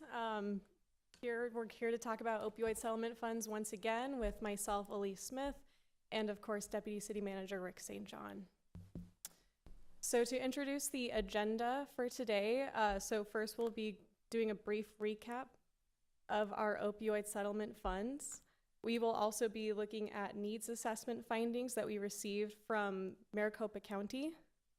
We will be looking at strategies for fund disbursement, a proposal for special procurement, regional trends and context to that special procurement, the efficacy of medications for opioid use disorder, looking more at Taros Health and Maverick House, and then another request for consensus.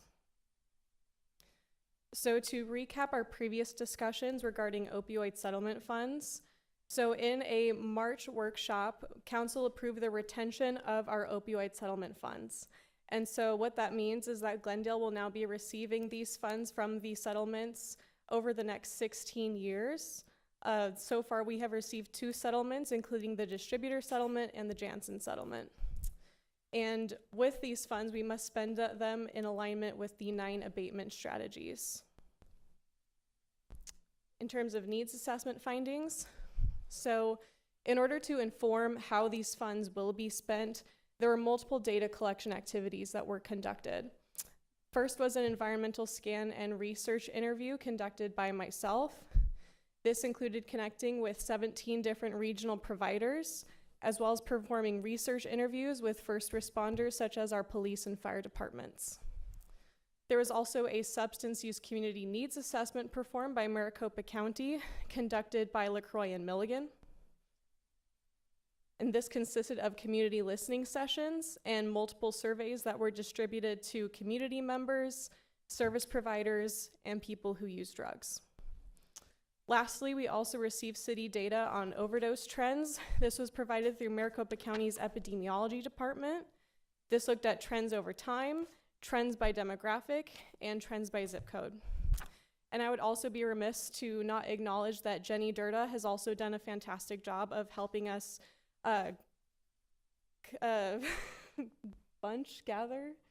combine additional data from our fire and police departments. So I'd like to thank Jenny for her efforts and also thank our police and fire departments for allowing us to look at those numbers as well.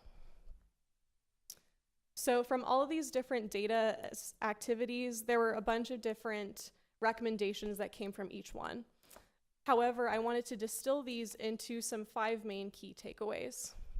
So when we try and spend these funds, we should be seeking to reduce incidences of overdose and overdose-related death, leverage and integrate the resources of our local service providers, provide immediate response to individuals in crisis, improve data quality and information sharing, and enhance education on addiction and promote compassion for people living with substance use disorder.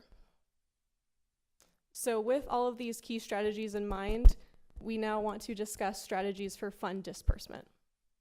So the city of Glendale has received approximately $550,000 or so on the 2 settlements, disbursements from the 2 settlements that we're already getting. We anticipate getting several $1 million over an 18-year period, but year by year, it's a fairly small dollar amount, as this council's discussed. So how do we get the most bang for our buck, so to speak, to impact the problem in our community? We believe that conducting a request for solicitation of qualifications within the community will allow us to accomplish that. In that, rather than awarding funds to several different providers in different areas, so maybe awarding some funds for education, awarding funds for treatment, awarding funds for the stigma or changing the perception of opioid abuse within the community, if you spread the money too thin, you're not going to accomplish anything. So we feel like a single RSOQ where partners in the community can come in and say, here's how we can accomplish things on several different fronts using the dollars that Glendale can provide would be best for our city. Not dissimilar to the master services agreement run by Community Services Director Jean Moreno and her team. Very similar to that. And we would form the RSOQ to look almost identical to the master services agreement, just with an opioid bend to it, if you will.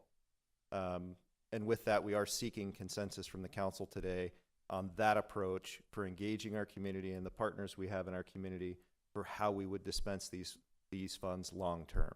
And I'm happy to answer any questions on that particular item. Yes, I agree with your strategy. It's the best bang for our buck. It's 16 years and it's a long time. There's a lot of money, and we need to put it to good use. And one reason is just because we invest in turning back what was caused, there's more to come, and so we need to continue. So your strategy, your guys' plan is great. I appreciate the hard work that you put into this, and I'm really, really glad that we brought this back as funds that we can manage and administer. So I agree with your strategy. Is there consensus? Yes.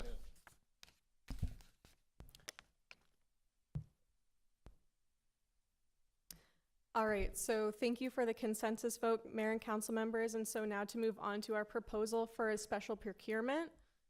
So this is sort of the second part of the consensus that we're searching for. So to put it plainly, we seek for the approval of a one-time special procurement project supporting new construction on Teros's Maverick House treatment facility to expand the use of medications for opioid use disorder in Glendale. So to give some brief context to this issue, so regionally in Maricopa County, we have seen a 6,000% increase in the death rate related to synthetic opioids. And this trend, this upward trend, is only continuing. It is consistent in the city of Glendale. We've also seen here over the past 6 years, again, those incidences of overdoses are continuing to increase. Glendale from 2019 to 2021 saw a 46% increase in fatal overdose rates. And that's higher than Maricopa County as a whole. That's higher than the city of Mesa. That's higher than the city of Scottsdale. We're outpacing these cities that are larger than we are. And I'd also like to utilize this map to highlight that this issue is not an issue that is isolated to a single zip code or a single council district. These are overdoses that have happened in Glendale. They are happening everywhere. And so I just really want to reiterate that point, that this is that we need to take a broad-based community approach to this issue. So how can we address this issue? It's really straightforward and simple. It's medications for opioid use disorder. This is an evidence-based intervention that has been proven across multiple studies. What these medications are, they are medications such as methadone, buprenorphine, and naltrexone that serve to stabilize essentially the brain, the addicted brain. It blocks the euphoric effect of alcohol and opioids. It relieves the physiological cravings that come with addiction, and it normalizes body functions. This is also part of a whole patient approach to treatment, so it can also be supplemented with behavioral therapies as well. MAT, or medications for assisted treatment, decreases opioid use. It decreases opioid-related overdose deaths. It decreases the spread of infectious disease, and it reduces crime. It also increases social functioning and treatment retention. As you can see here, this is just a brief graph describing what it looks like. These are the number of overdoses for someone in green who is not receiving medication-assisted treatment versus these two folks in the red and blue who are receiving medication-assisted treatment. You can literally see how these medications serve to stabilize a patient. So with that out of the way, we'd also like to briefly go into the subject of the special procurement proposal today, which is Teros and their location Maverick House. So Teros Health is an Arizona-based network that has been in our community for over 50 years. They provide mental health and substance use treatment with over 15 locations across the valley, including 2 in Glendale. The one specifically that we're looking at is the Maverick House, which is located in 85301. It offers a variety of counseling options, 12-step meetings, treatment and discharge planning, and medication-assisted treatment referrals. And I want to emphasize referrals, and that currently they do not have the capacity to induce their clients on medication-assisted treatment on campus. And this can be problematic because when we start to transport those clients to these third-party facilities to induce them on MAT, they can get scared. They can second-guess their decision to be in treatment. And so then that gives us the opportunity, the unfortunate opportunity, to lose those clients in the shuffle. And so by expanding this part of Maverick House, we can hopefully ensure that we are retaining more of our clients, more of these clients in treatment, and it expands the availability of MAT in 85301, which is a heavily impacted community. In terms of financial readiness, as Rick mentioned, we've already received 2 disbursements totaling up to $551,608. The Maverick House expansion would cost $200,000. It'd be a one-time expense, and the remainder of the expenses would be covered by Teros. And this is a shovel-ready project, so everything is in place. All that there is left is the funding. And then here is just some layout of the budget for that expansion provided to us through Teros and Maverick House. And you'll see here that the total project costs are up to $240,000. However, like I said, we would be covering the $200,000, and then Teros would be covering that leftover $40,000. And so then we come to the request for consensus on this project. Is there a consensus? Yes. Done. Thank you. Bauer. Downtown Campus Reinvestment Project Update. Good afternoon, Mayor, members of the council. I know you have still other items on your agenda for this afternoon, so I'm going to give a somewhat truncated report on the DCRP, but as you know, at any time, if you have additional questions, feel free to pick up and either schedule a meeting or call me. Be more than glad to give you more detail. Things are moving along quite well, and one of the things I would say that if you get an opportunity between the meeting today is now that the Bead Museum and the annex are both completed, and we have people moving in and starting to work from there. You're more than welcome to drop in and take a look at the facility. They were all completed. They've come out well, and again, the staff has done a great job of managing this project. We are planning on coming back and giving you an update on how we did with regards to the budget, but so far staff's indicated that we're trending right on our budget for the project.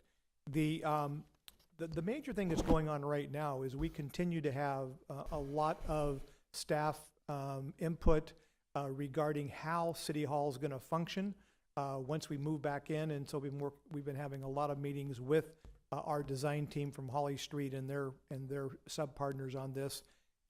Again, putting a lot of thought into that. For them, the big date is September 15th. That's when they, in working with Oakland Construction, they hope to have all the pricing submitted on the major component of it, so we can start working towards bringing back a GMP to the council. So they're really focused right now, really working with the contractor to make sure that when we come back with the budget information sometime in late September, that it's what we expected. So again, everything's tracking well. If you get a chance, please stop over and see the Bead Museum or the annex. You're more than welcome to jump in. And with that, that completes my report. Questions? Mayor? Good.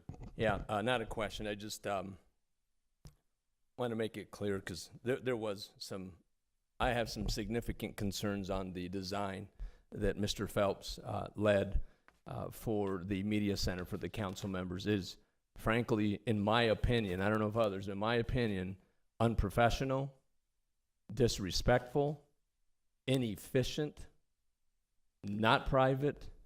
The design for council members' spaces, it is incredible that a design of that type for the council members would be implemented. The city manager and his entire staff have their closed offices on a third floor of the media center. The mayor has his closed office and offices for his staff. It is disrespectful, and I want our citizens to know that that design that was paid for didn't have the full input of the council members, and so it is disrespectful, and I feel it's inappropriate that that design was even designed that way, approved, and created. Thank you, Mayor. Motion to go into executive session. Second. Any discussion? All in favor, vote aye. Aye. Any opposed? Recess for exec.